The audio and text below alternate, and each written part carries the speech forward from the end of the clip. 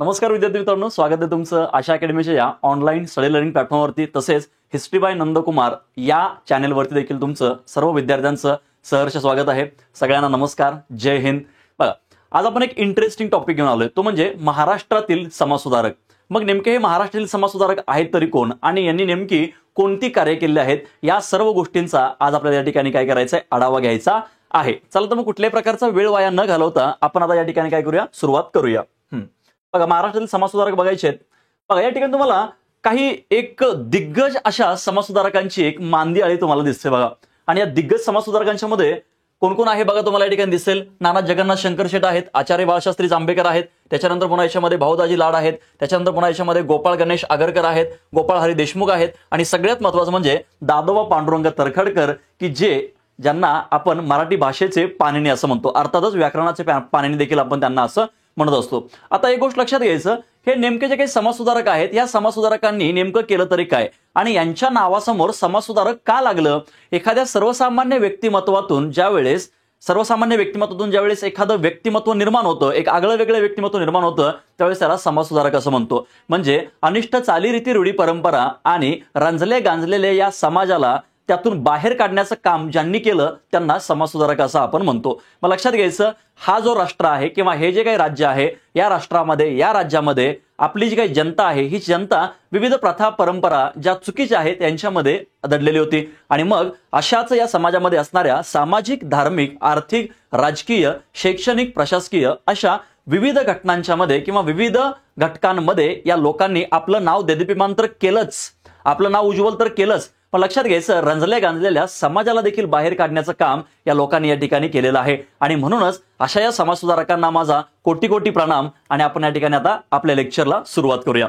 चला, बघा, याच्यामध्ये सगळ्यात पहिल्यांदा आपल्याला बघायचं आहे ते म्हणजे प्रश्नांचं स्वरूप कसं येतं. आता लक्षात घ्यायचं, फक्त हे जे काही लेक्चर आहे, हे लेक्चर काही फक्त स्पर्धा परीक्षांसाठीच आहे अशातला भाग नाहीये. सर्वसामान्य लोकांना कळायला पाहिजे की या राज्यामध्ये, या महाराष्ट्राला संतांची भूमी म्हणून ओळखलं जातं. छत्रपती शिवाजी महाराजांच्या पदस्पर्शाने पावन झालेली ही जी काही भूमी आहे, या भूमीमध्ये अशा लोकांचा जन्म होणं हे पुन्हा एकदा राष्ट्र प्रगती पथाच्या मार्गावरती चाललेलं आहे, याचे संकेत आहेत. मग लक्षात घ्यायचं, फक्त स्पर्धा परीक्षेपुरता हे मर्यादित न राहता सर्वसामान्य लोकांच्या पर्यंत देखील याची माहिती जाणं आवश्यक आहे. हाच या काय आहे लेक्चरचा उद्देश आहे. आता लक्षात घ्यायचं, इतिहास म्हणलं की एक गोष्ट डोळ्यासमोर यायलाच पाहिजे आपल्या, तो म्हणजे लक्षात घ्यायचं, ज्या व्यक्तीला इतिहास माहिती असतो तोच व्यक्ती आपलं भविष्य घडवतो. ज्या व्यक्तीला इतिहास माहिती असतो तोच व्यक्ती आपलं भविष्य घडवतो. आणि लक्षात घ्यायचा दुसरा मुद्दा असा की ज्या व्यक्तीला इतिहास माहिती असतो त्याचा भविष्य काळही काय असतो, सुरक्षित असतो.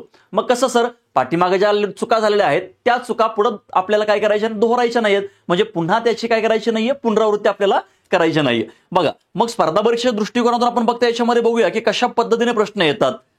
बघा, थेट प्रश्न येतात किंवा त्याच्याशी संबंधित प्रश्न येतात. त्याच्यानंतर वर्णनात्मक प्रश्न येतात किंवा वर्णनात्मक, त्याला आपण व्यक्ती ओळखणे, ज्याला आपण आयडेंटिफाय द पर्सनॅलिटी असं म्हणतो, याच्यावरती आयोगाने बऱ्याचदा प्रश्न विचारलेले आहेत. त्याच्यानंतर त्यांची महत्वाची काही विधानं असतील बघा, त्या महत्वाच्या विधानांच्या वरती आयोगाने प्रश्न विचारलेले आहेत. त्याच्यानंतर लेखन आणि त्यांचं ग्रंथसंपदा, म्हणजे त्यांनी आजपर्यंत काय लेखन केलं. म्हणजे मी तुम्हाला सांगितलं बघा, या व्यक्तिमत्वांनी सामाजिक, धार्मिक, राजकीय, आर्थिक, प्रशासकीय, शैक्षणिक अशा विविध भागांच्या मध्ये या लोकांनी कार्य केलेलं आपल्याला दिसून येतं. मग त्यांनी काही लेखन वगैरे केलं असेल त्याचाही आपल्याला काय करायचं आहे, अभ्यास करायचा आहे. त्यानंतर त्यांना मिळालेल्या पदव्या, स्थापन केलेल्या संस्था, संघटना. बरं, आता या ज्या काही स्थापन केलेल्या संस्था, संघटना आहेत, ह्या काही एकाच व्यक्तीने केल्या का, नाही. मग त्यांच्यासोबत असणारे महत्वाचे व्यक्ती किंवा त्यांचे काही असणारे सहकारी, ज्याला आपण को पर्सन असं म्हणतो, यांचा देखील याच्यामध्ये सहभाग असणं आवश्यक आहे. आणि आयोग नेमकं आपल्याला काय करतं, अलीकडे जर का आयोगाचा ट्रेंड बघितला तर समाजसुधारकांच्या वरती आयोगाने बरेच प्रश्न विचारलेले आहेत.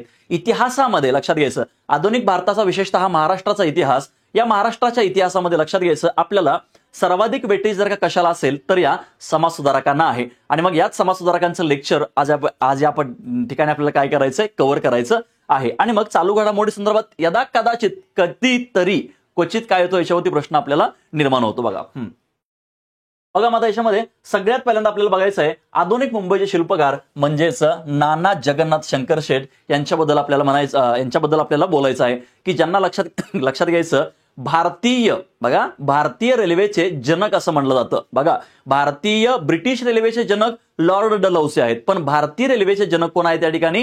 हेच ते नाना जगन्नाथ शंकर शेठ, की ज्यांना आधुनिक मुंबईचा निर्माता असं म्हणलं जातं किंवा आधुनिक मुंबईचे शिल्पकार असं देखील म्हणलं जातं. नेमकं का म्हणलं जातं त्यांना?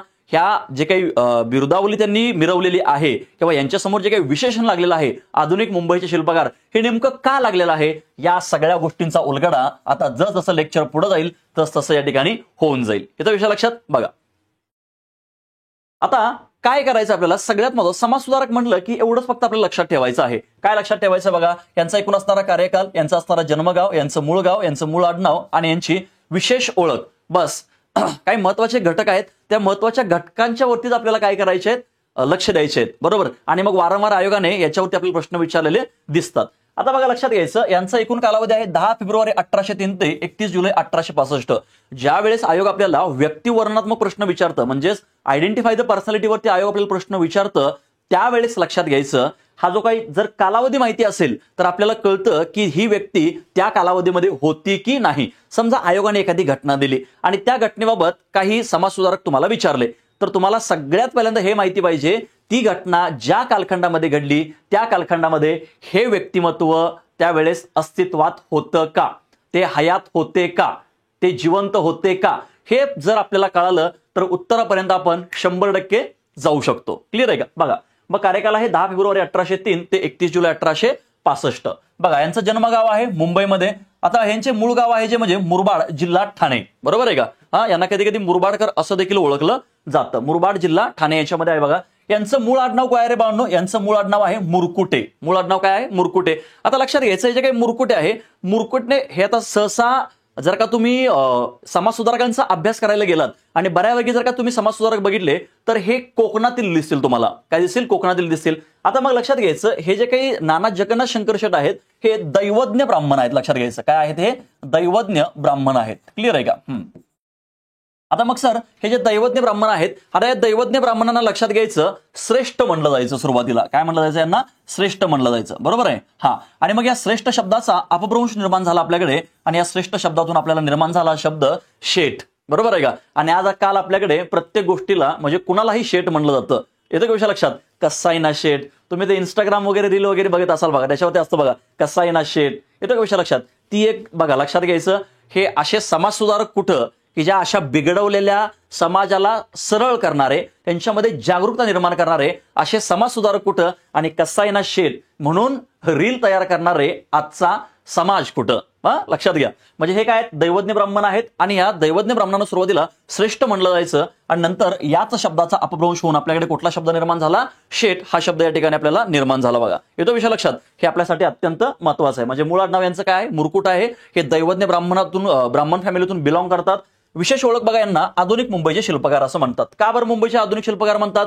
कारण लक्षात घ्यायचं, पुढे आपल्याला बघायचं आहे. तरी पण मी तुम्हाला सांगतो की यांनी काय केलंय, लंडन जे काही शहर आहे, या लंडन शहरामध्ये ज्या पद्धतीने रस्त्यावरती दिवे असतात, म्हणजे रस्त्यावरती ज्या पद्धतीने लाईट असते, अगदी त्याच पद्धतीने मुंबईमध्ये पण यांनी केली. मुंबई शहरामध्ये 1848ला पहिल्यांदा यांनी शाळा चालू केली. क्लिअर आहे? त्याच्यानंतर मुंबई शहरामध्ये असणारे जे काही महानगरपालिका आहे इथला खूप मोठा त्यांनी विकास केला. त्याच्यानंतर राणीचा बाग जो आहे तो देखील त्यांनी निर्माण केला. क्लिअर आहे का? म्हणजे यासारख्या अनेक बऱ्याच गोष्टी, मग ज्या सामाजिक असतील, धार्मिक असतील, राजकीय असतील, शैक्षणिक, प्रशासकीय, कुठल्याही प्रकारच्या म्हणजे जे पण काय आपल्याकडे सेक्टर आहेत त्या प्रत्येक सेक्टरमध्ये यांनी कार्य केलेलं आहे आणि मुंबईला नावारूपाला आणण्यामध्ये यांचा मोलाचा वाटा आहे. म्हणूनच लक्षात घ्यायचं, यांना आधुनिक मुंबईचे शिल्पकार असं म्हणलं जातं. ठीक आहे. बघा, यांना पदवी देण्यात आली होती बघा, जस्टिस ऑफ द पीस. कुठली पदवी दिली बाळांनो यांना? Justice of the peace. लक्षात घ्यायचं. आता ही जस्टिस ऑफ द पीस लक्षात घ्यायचं, यांना कधी मिळाली? तर ती मिळाली यांना 1837 मध्ये मिळाली. बघा, यांना कधी मिळाली? 1837 ला यांना पदवी मिळाली. आता लक्षात घ्यायचं, बघा, यांचा एकूण जन्म कधी रे बाळांनो? 1803. म्हणजे 30 वर्षानंतर यांना काय मिळाली? जस्टिस ऑफ द पीस ही त्यांना पदवी मिळाली. त्याच्यानंतर बघा, लक्षात घ्यायचं, ते मुंबई विद्यापीठाचे प्रथम फेलोशिप आहेत. त्याच्यानंतर मुंबई महानगरपालिकेचे सदस्य पण आहेत. त्याच्यानंतर बॉम्बे काउन्सिलमध्ये जाणार आहे ते पहिले महाराष्ट्रीयन बघा, 1861 ला गेले. बघा, म्हणजे 1865 ला त्यांचा मृत्यू झाला आणि त्याच्या अगोदर 4 वर्ष ते काय झाले? 4 वर्ष अगोदर बॉम्बे काउन्सिलमध्ये जाणारे ते पहिले महाराष्ट्रीयन आहेत. बघा, इथं तुमचा आयोग काय करू शकतो? प्रश्न तुम्हाला विचारू शकतं. त्याच्यानंतर मुंबई प्रांत शिक्षण मंडळाचे देखील ते काय होते? अध्यक्ष होते. बघा, मुंबई प्रांताच्या शिक्षण मंडळाचे अध्यक्ष होते बघा. आणि त्याच्यानंतर पुन्हा ज्याला आपण म्हणतो बघा इन्स्पेक्टर म्हणतो बघा. आपल्या लहानपणी शाळेमध्ये आपल्याला दम दिला जायचा बघा की बाबा काय करणार आहेत की इन्स्पेक्टर येणार आहेत शाळेमध्ये, म्हणजे शाळा तपासायला. बरोबर आहे. लहानाचा मोठा झालो पण शेवटपर्यंत शाळेमध्ये इन्स्पेक्टर काय आला नाही. बघा मध्ये मुंबई प्रांत शिक्षण मंडळाचे काय ते अध्यक्ष पण आहेत. आता बघा लक्षात घ्यायचं त्यांचं एकूण असणारं जे काही शैक्षणिक कार्य आहे हे शैक्षणिक कार्य देखील आपल्याला या ठिकाणी बघायचं आहे. आता लक्षात घ्यायचं आधुनिक मुंबईचे शिल्पकार जे आहेत बघा, हे यांना जी विशेष ओळख दिली ना, जी काही विशेष ओळख त्यांना दिली की आधुनिक मुंबईचे शिल्पकार जे आहेत, लक्षात घ्यायचं हे धनंजय गाडगीळ यांनी दिली बरं का. लक्षात घ्यायचं धनंजय गाडगीळ यांना आधुनिक मुंबईचे शिल्पकार अशी उपमा दिलेली आहे. मग कोण होते धनंजय गाडगीळ? तर ते होते भारताचे अर्थतज्ञ होते बघा. ठीक आहे का. हा मग लक्षात घ्या, आपल्याला हे देखील आपल्याला आयोग विचारू शकतं की त्यांना आधुनिक मुंबईचे शिल्पकार ही पदवी कोणी दिली किंवा असं त्यांना कोण म्हणालं, तर ते आहेत आपल्याकडे धनंजय गाडगीळ. ठीक आहे. आता बघा त्यांचं एकूण असणारं शैक्षणिक कार्य आपल्याला बघायचं आहे. आता बघा तुम्हाला एक मला गोष्ट सांगायची आहे की समाजसुधारकांच्या बद्दल भरपूर साऱ्या गोष्टी आहेत. मी या समाजसुधारकांच्या बद्दल खूप साऱ्या गोष्टी वाचलेल्या आहेत. आपल्या या ठिकाणी पुणे शहरामध्ये ऐतिहासिक ते ग्रंथ उद्योजक आहे बघा मंडळ आहे, बरोबर आहे का. ऐतिहासिक संशोधक मंडळ आहे बघा. त्या ठिकाणी यांच्याबद्दल खूप सारी पुस्तकं आहेत. आम्ही त्या ठिकाणी जातो, वाचन करतो, पण तेवढं सर्व आपल्याला परीक्षेच्या दृष्टिकोनातून महत्वाचं नाही. त्याच्यामुळे लक्षात घ्यायचं बाकीचा सर्व फापट पसारा टाळून यश कुणाला मिळतं? ज्या व्यक्तीने फापट पसारा टाळला आणि नेमकं आयोगाला जे अपेक्षित आहे, परीक्षेमध्ये जे अपेक्षित आहे, हेच त्या ठिकाणी आपल्याला अभ्यासायला पाहिजे. आपल्याला किती येतंय, किती यायला पाहिजे याचा आणि स्पर्धा परीक्षांचा काहीही संबंध नाही. आयोगाला जे अपेक्षित आहे, परीक्षेला जे अपेक्षित आहे आणि यश मिळवण्यासाठी जे अपेक्षित आहे तेवढंच आपल्याला या ठिकाणी करायचं आहे. बाकी सर्व पसारा सोडून द्यायचा आहे. आणि प्रत्येकाच्या वाचनामध्ये वेगवेगळे संदर्भ ग्रंथ येत असतात, त्याच्यामुळे प्रत्येक ठिकाणी माहिती ही वेगवेगळी असते. ही पीडीएफ तुम्हाला अवेलेबल करून दिली जाईल. त्याच्यामध्ये आपलं आशा अकॅडमीचं जे काही टेलिग्राम चॅनल आहे ते टेलिग्राम चॅनल तुम्ही जॉईन करा. त्याच्यामध्ये तुम्हाला ही पीडीएफ देखील मिळून जाईल. ठीक आहे. आता लक्षात घ्यायचं त्याच्यामुळं जर का तुम्हाला एक्स्ट्रा माहिती मिळाली तर तुम्ही काय करा, याच्यामध्ये ऍड करून ठेवा. आणि जर एवढी जरी तुम्ही पीडीएफ तुमच्याजवळ असली तरी देखील लक्षात घ्यायचं तुम्हाला बाकीचं बाहेरचं काहीही करायची गरज नाही. जर समजा हे तुम्ही 6 समाजसुधारक केले आणि जर का तुम्ही प्रश्न सोडवायला गेला आणि जर तुम्हाला प्रश्न सुटला नाही तर तुम्ही माझ्याकडे या, मग बघू आपण पुढे काय करायचं ते. ठीक आहे. म्हणजे मी जर का हे ओपन चॅलेंज देत असेल तुम्हाला तर तुम्ही समजून घ्या की बंदे में कुछ तो दम है. आला विषय लक्षात. हा आता बघा 1822 मध्ये त्यांनी बॉम्बे नेटिव्ह एज्युकेशन सोसायटीची स्थापना केली. बघा बॉम्बे नेटिव्ह एज्युकेशन. आपण त्या एल्फिन्सनचा अभ्यास करत असताना देखील त्या एल्फिन्सनच्या बाबतीमध्ये ज्यांनी संघटना स्थापन केल्या होत्या किंवा ज्या संस्था स्थापन केल्या होत्या त्या प्रत्येक संस्थेशी हे नाना जगन्नाथ शंकर शेठ काय आहेत, संबंधित आहेत. बघा 1822 मध्ये त्यांनी बॉम्बे नेटिव्ह एज्युकेशन सोसायटीची स्थापना केली. बघा आता बघा हे बॉम्बे नेटिव्ह एज्युकेशन सोसायटी संबंधीमध्ये काय माहिती आहे, एखाद्या भारतीयाने स्थापन केलेली ही पहिलीच शैक्षणिक संस्था होय. बघा एखाद्या भारतीयाने स्थापन केलेली ही पहिलीच शैक्षणिक संस्था होय. असा हिचा उद्देश काय होता बरं? बॉम्बे नेटिव्ह एज्युकेशन सोसायटी जी आहे हिचा उद्देश काय होता तर लक्षात घ्यायचं बॉम्बे आणि बॉम्बे प्रांताबाहेर शाळा सुरू करणं. म्हणजे बघा त्यांची कळवळ किती आहे. कालावधी कधीच आहे बघा बाळांनो, हा 1820 आहे. म्हणजे 19व्या शतकामध्ये यांनी शाळेबद्दल किती जागरूक आहेत हे देखील आपल्याला या ठिकाणी कळून येतं. बघा मग इथं त्यांचे सहकारी कोण होते बघा, हे जे काही बॉम्बे नेटिव्ह एज्युकेशन सोसायटीची स्थापना केली 1822 मध्ये, त्यावेळेस त्यांचे मित्र होते बघा सदाशिवराव छत्रे आणि आचार्य बाळशास्त्री जांभेकर. येतो विषय लक्षात. बघा कधी कधी काय होतं ना की आचार्य बाळशास्त्री जांभेकर आणि नाना जगन्नाथ शंकर शेठ यांच्यामध्ये कन्फ्युजन होऊ शकतं. त्याच्यामुळे कन्फ्युजन करून घ्यायचं नाही. आचार्य बाळशास्त्री जांभेकर हे नंतर आहेत आणि मग सुरुवातीला कोण आहेत आपल्याकडे, नाना जगन्नाथ शंकर शेठ आहेत. हे शैक्षणिक कार्य बघा त्यांचं. त्याच्यानंतर त्यांनी 1822 मध्येच मुंबईची शाळा आणि शाळा पुस्तक मंडळीची देखील त्यांनी स्थापना केली 1822 मध्येच. त्याच्यानंतर सर्वसामान्यपर्यंत शिक्षण न्यायचं असेल तर ते मातृभाषेतून शिक्षण दिलं जावं याबाबत दोघांचंही एकमत होतं. आता दोघं म्हणजे कोण कोण तर ते म्हणजे एल्फिन्स्टन आणि या ठिकाणी असणारे नाना जगन्नाथ शंकर शेठ. क्लिअर आहे का. बघा मुंबईची शाळा आणि शाळा पुस्तक मंडळीची स्थापना त्यांनी केली. यांचं म्हणणं असं होतं की सर्वसामान्यपर्यंत काही शिक्षण न्यायचं असेल तर ते तुम्हाला मातृभाषेतून देणं काय आहे, आवश्यक आहे. ठीक आहे. आणि याच्यामुळेच लक्षात घ्यायचं मुंबई प्रांतामध्ये जर का शिक्षणाची सर्वात जास्त व्यवस्था कुणी केली असेल तर ती म्हणजे या नाना जगन्नाथ शंकर शेठ यांनी केलेली आहे आणि एल्फिन्स्टन यांनी देखील केलेले आपल्याला दिसून येते. बघा क्लिअर आहे का. महत्वाचं बघा एल्फिन्स्टनला आपण आधुनिक महाराष्ट्राचा ब्रिटिश शिल्पकार म्हणतात. हा जो काही एल्फिन्स्टन आहे ना, एल्फिन्स्टनला काय म्हणतात, आधुनिक महाराष्ट्राचा ब्रिटिश शिल्पकार. आधुनिक महाराष्ट्राचा ब्रिटिश शिल्पकार.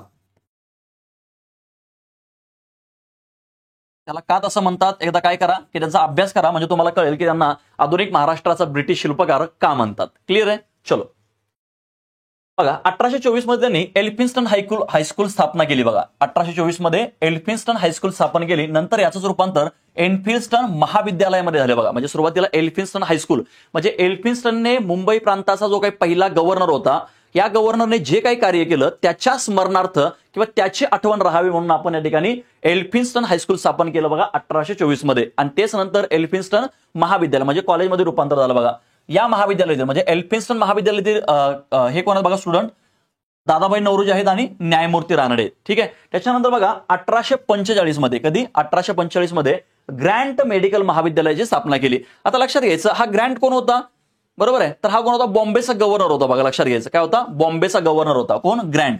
ग्रँट हा कोण होता, बॉम्बे गव्हर्नर. सांगतो मी तुम्हाला थोडंसं, बॉम्बेचा गव्हर्नर होता. आणि याचं एक स्वप्न होतं, या ग्रँटचं काय होतं, एक स्वप्न होतं की बाबा काय पाहिजे की माझ्या नावचं या मुंबईमध्ये एखादं तरी काय असावं, मेडिकल कॉलेज असावं. म्हणून लक्षात घ्यायचं, हीच ग्रँट याची जी काय असणारी इच्छा आहे ती या ठिकाणी नाना जगन्नाथ शंकर शेट यांनी पूर्ण केली. बघा आणि 1845 ला ग्रँट मेडिकल महाविद्यालयाची त्यांनी स्थापना केली. बघा आणि त्याच वर्षी जे रुग्णालय जे आहे मुंबईचं, त्या जे रुग्णालयाची देखील त्यांनी त्या ठिकाणी स्थापना केली आपल्याला दिसून येते. बरोबर. आता लक्षात घ्यायचं, याच्या अगोदरच बघा हे 1845 ला झालं, पण याच्या अगोदरच 1836 मध्ये विल्यम बेंटिक जो आहे, बघा लक्षात घ्यायचं, या ठिकाणी असणारा जो काही विल्यम बेंटिक आहे, या विल्यम बेंटिकने कलकत्ता या ठिकाणी मेडिकल कॉलेजची स्थापना केली होती. बघा ठीक आहे, कधी, कलकत्ता या ठिकाणी मेडिकल कॉलेज.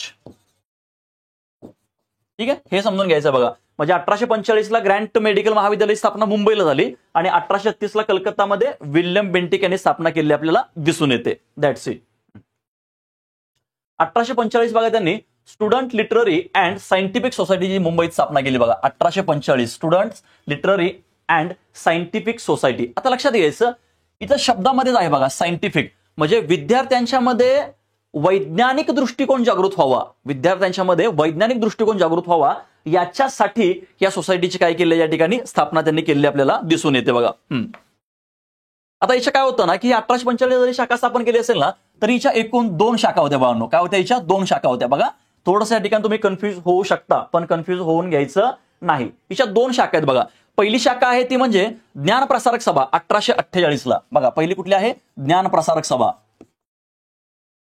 आता तुम्हाला कळेल की ज्ञान प्रसारक सभा ही नेमकी कोणाची शाखा आहे, तर ती आहे student literary and scientific society जी आहे, जी मुंबईत स्थापना झाली होती 1845 ला. हिच्या 2 शाखा आहेत.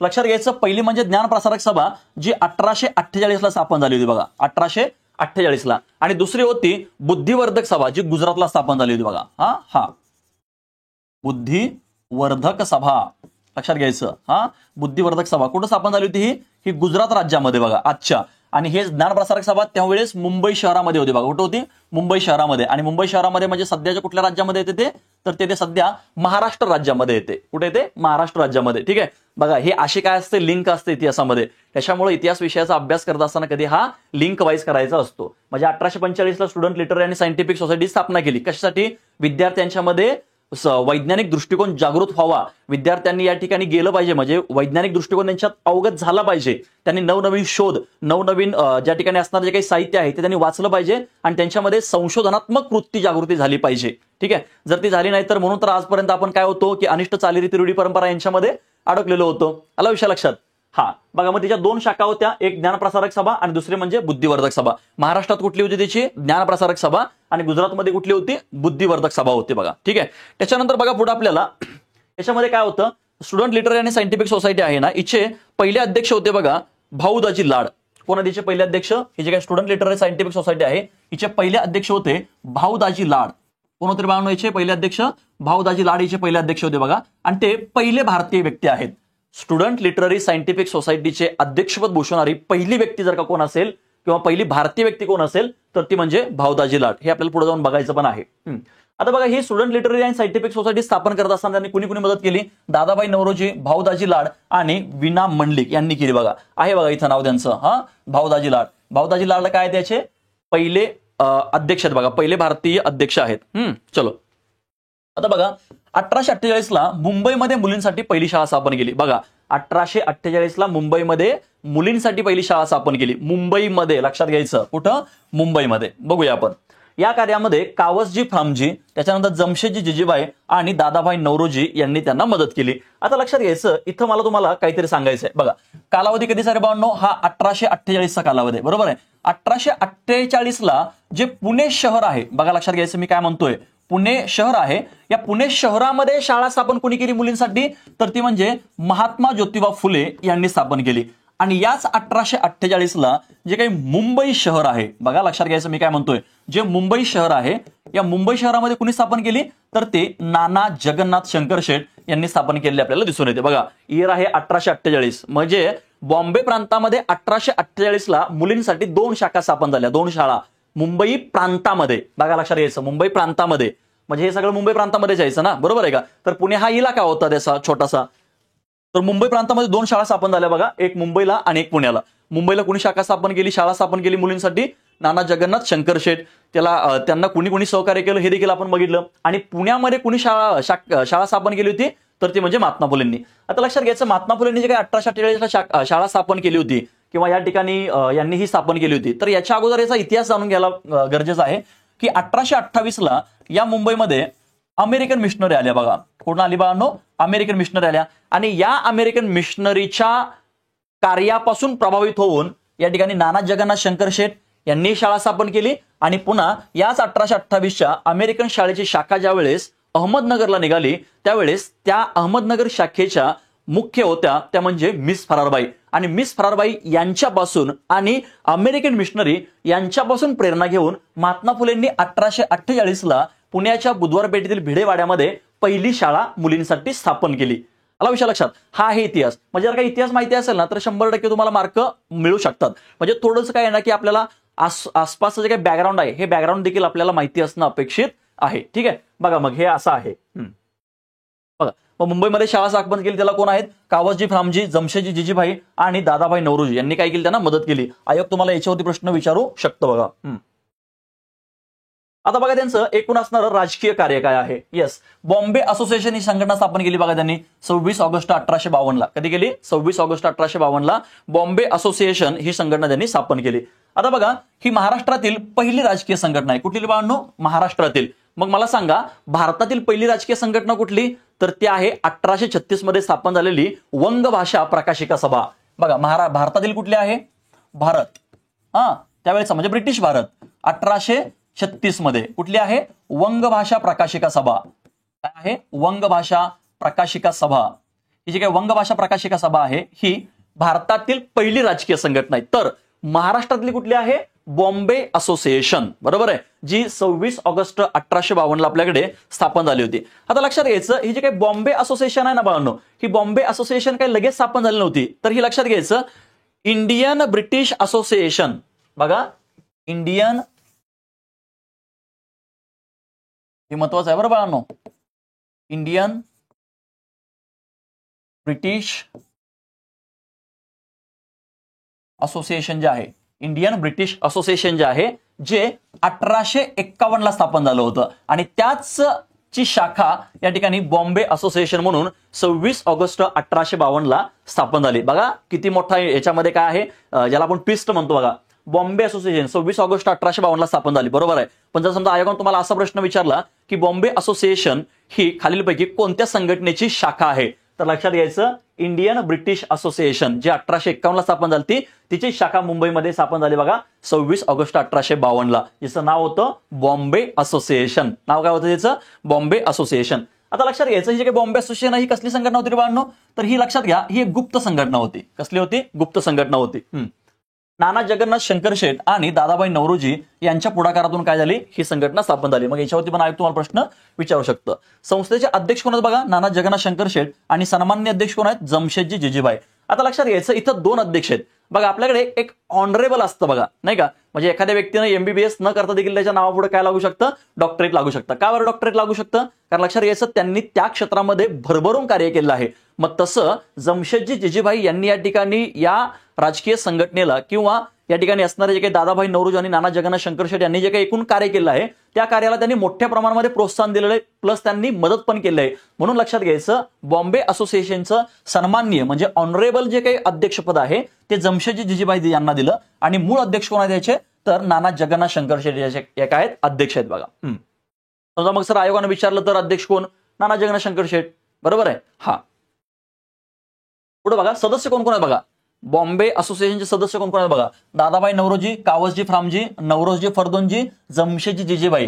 म्हणजे या बॉम्बे असोसिएशन मध्ये जवळपास 50% सदस्य हे पारशी होते. 50% सदस्य हे पारशी होते बघा. 1857च्या उठावामध्ये सहभागी होणार नाही या अटीवर संघटनेचा परवाना चालू ठेवला. ठीक आहे. आणि मग लक्षात घ्यायचं, याच ठिकाणी नाना जगन्नाथ शंकर शेट यांचा 1857च्या उठावामध्ये काही सहभाग आहे का, त्यांनी क्रांतिकारकांना पैसा पुरवण्याचा त्यांच्यावरती आरोप ठेवण्यात आला आणि त्यावेळेस फॉरगोट समिती एक नेमली होती बघा.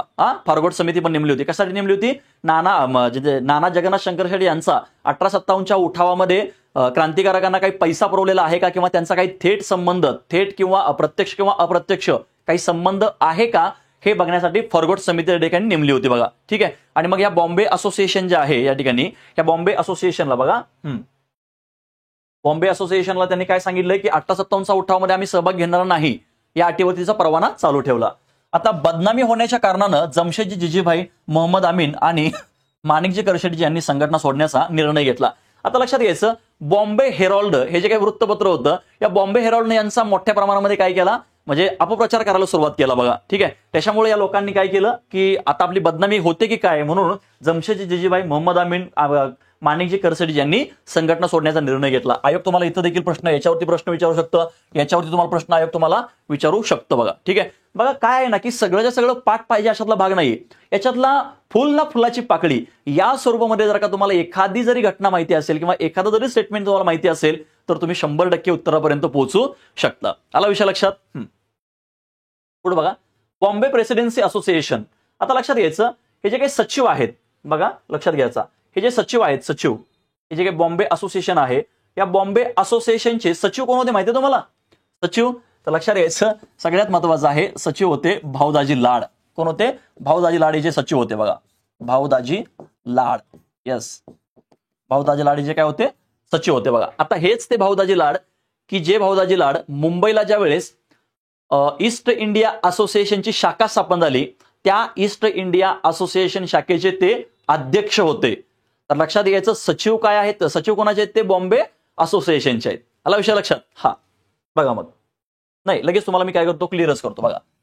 1866ला आपल्याकडे काय झालं, इंग्लंडमध्ये ईस्ट इंडिया असोसिएशन EIA कुठं स्थापन झाली बाळांनो, ही इंग्लंडमध्ये स्थापन झाली. ठीक आहे. आणि मग पुन्हा 1869 मध्ये, कधी 1869 मध्ये भारतामध्ये तिच्या शाखा निघाल्या. मग त्या शाखा निघाल्या बॉम्बे, मद्रास आणि कलकत्ता. मग त्या ठिकाणी बॉम्बेमध्ये जी शाखा निघाली होती तिचे जे अध्यक्षपद आहे, हे अध्यक्षपद कोणाकडे आलं होतं, तर ते भाऊदाजी लाड यांच्याकडे आलं होतं. कोणाकडे आलं होतं, भाऊदाजी लाड यांच्याकडे आलं होतं. तर लक्षात घ्यायचं, दुसरा महत्वाचा मुद्दा याच्यातला, ज्यावेळेस आपल्याकडे 26 ऑगस्ट 1852ला BA स्थापन झाली, BA म्हणजे बॉम्बे असोसिएशन स्थापन झाली. या बॉम्बे असोसिएशनचे जे काही सचिव आहेत, हे सचिव कोण आहेत त्या ठिकाणी, भाऊदाजी लाड आहेत बघा. कोण आहेत, भाऊदाजी लाड. म्हणजे एकच व्यक्ती वेगवेगळ्या ठिकाणी आपल्याला लीड करताना दिसून येतं, त्याच्यामुळे बऱ्याच आपलं कन्फ्युजन होऊ शकतं. ठीक आहे, लक्षात घ्यायचं. मग ही ईस्ट इंडिया असोसिएशन कोणी स्थापन केली होती, तर ती केली होती बघा, लक्षात घ्यायचं, दादाभाई नौरोजी आणि वेमेशचंद्र बॅनर्जी यांनी केली होती. कोणी केली होती, दादाभाई नौरोजी आणि वेमेशचंद्र बॅनर्जी यांनी स्थापन केली आपल्याला दिसून येते बघा. चलो ठीक आहे.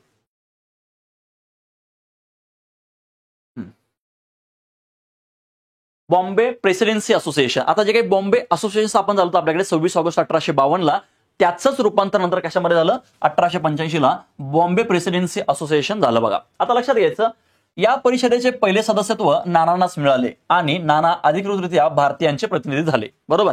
त्याच्यानंतर याच बॉम्बे असोसिएशनचे रूपांतर नंतर बॉम्बे प्रेसिडेन्सी असोसिएशन मध्ये झालं आणि 1861ला बॉम्बे काउन्सिलमध्ये जाणारे पहिले महाराष्ट्रीयन व्यक्ती म्हणून कोण होते, तर ते नाना जगन्नाथ शंकर शेट. आता तुम्हाला प्रश्न पडेल की सर 1865ला तर या ठिकाणी नाना जगन्नाथ शंकर शेट यांचा मृत्यू झाला आणि मग सर त्यांना 1885 साली स्थापन झालेली जी काही बॉम्बे प्रेसिडेन्सी असोसिएशन आहे तिचं त्यांना अध्यक्षपद किंवा तिचं सदस्यपद त्यांना कसं काय मिळालं. बघा लक्षात घ्यायचं, हिची स्थापना कोणी केलेली आहे, नाना जगन्नाथ शंकर शेट यांनी. बरोबर आहे. आता लक्षात घ्यायचं, त्यांनी जरी बॉम्बे असोसिएशन स्थापन केलं असलं तरी देखील लक्षात घ्यायचं, ज्यावेळेस त्या बॉम्बे असोसिएशनचं बॉम्बे प्रेसिडेन्सी असोसिएशनमध्ये रूपांतर झालं त्यावेळेस त्यांना त्याचं सदस्यत्व देण्यात आलं. कारण काय?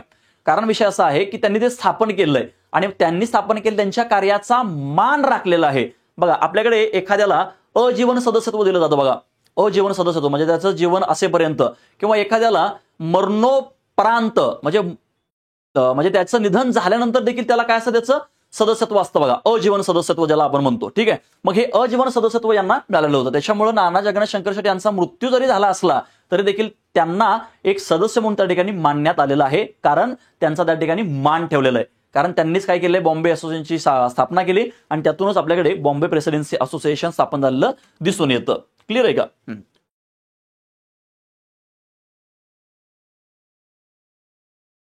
चलो, आता बघा त्यांचं सामाजिक कार्य काय आहे.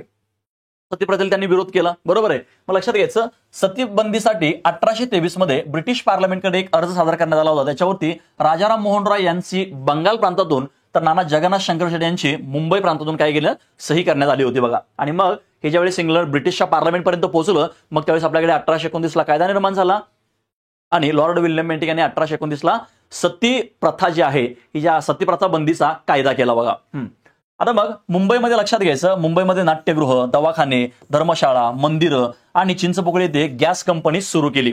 त्याच्यानंतर मॉरिशसमधून महाराष्ट्रामध्ये ऊसाचं बेन आणलं. ऊस महाराष्ट्रामध्ये होता, पण मॉरिशसमधून भारतामध्ये आणलंय. लक्षात मॉरिशसमधून महाराष्ट्रामध्ये ऊसाचं बेन कोणी आणलं होतं, तर ते नाना जगन्नाथ शंकर शेटे यांनी आणलं होतं. मग लक्षात घ्यायचं, बघा, आता त्यांचं शैक्षणिक कार्य बघितलं, सामाजिक कार्य बघतोय आता आपण. ठीक आहे, त्यांचं राजकीय कार्य आपण बघितलं. हे जे काही वेगवेगळे त्यांची कार्य बघितली ना, ही कार्य अशी त्यांनी भरभरून केलेत. त्याच्यामुळे त्यांना काय म्हणलं जातं, आधुनिक मुंबईचा शिल्पकार असं म्हणलं जातं. क्लिअर आहे का? बघा, चिंचपोकळी येथे गॅस कंपनी देखील त्यांनी सुरू केलेली आहे.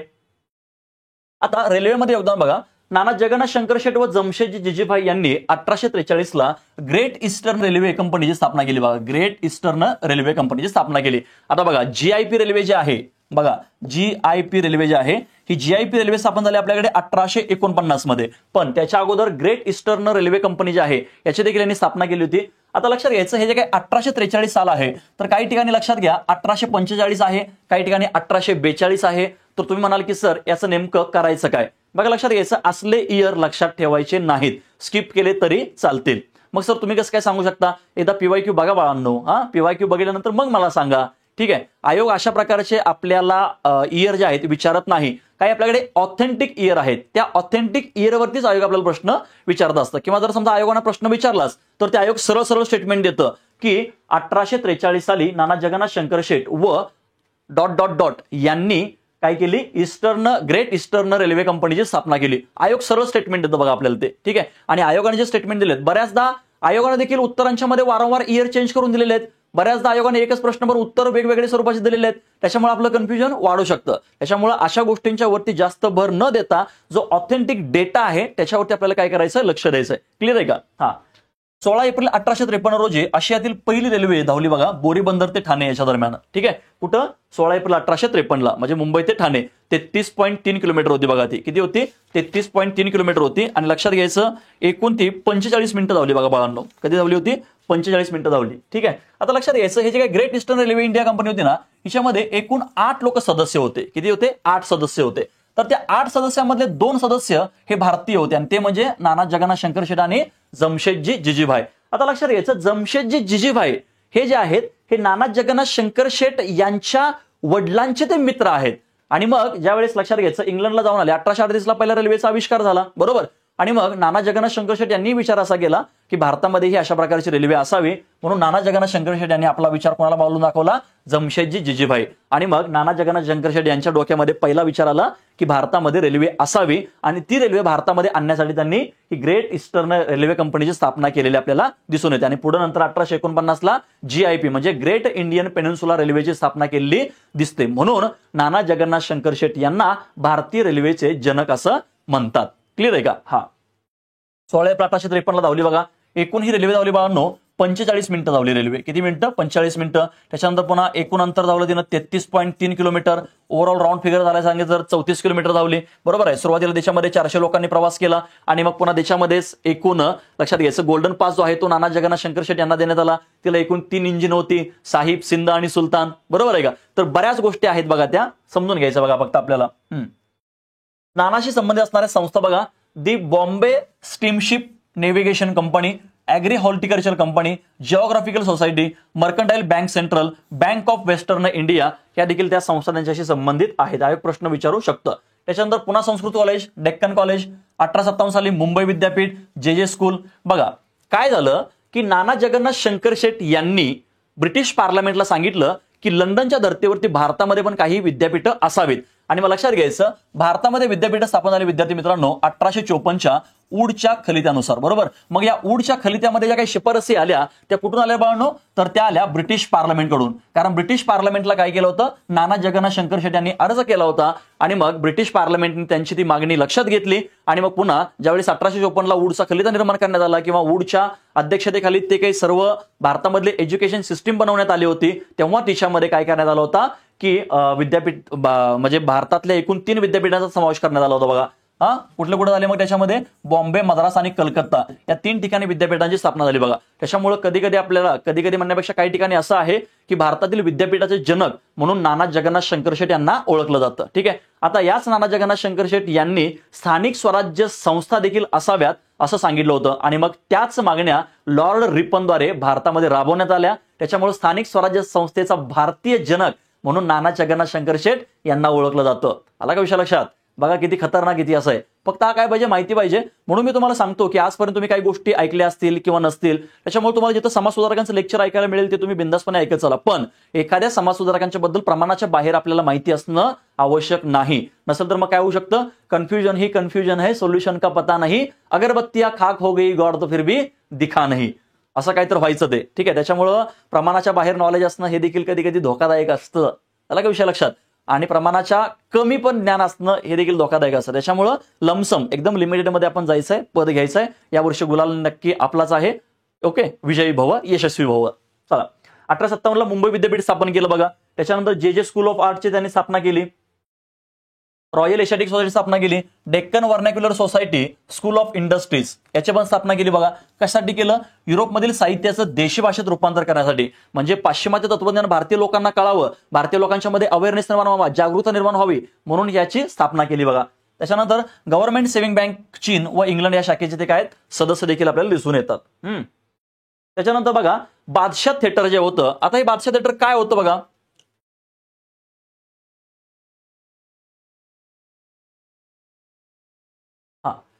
बादशाह थिएटरचे कर्ज. आता हे काय होतं? हे मराठी कलाकारांसाठी बघा लक्षात घ्यायचं एक हक्काचं व्यासपीठ होतं.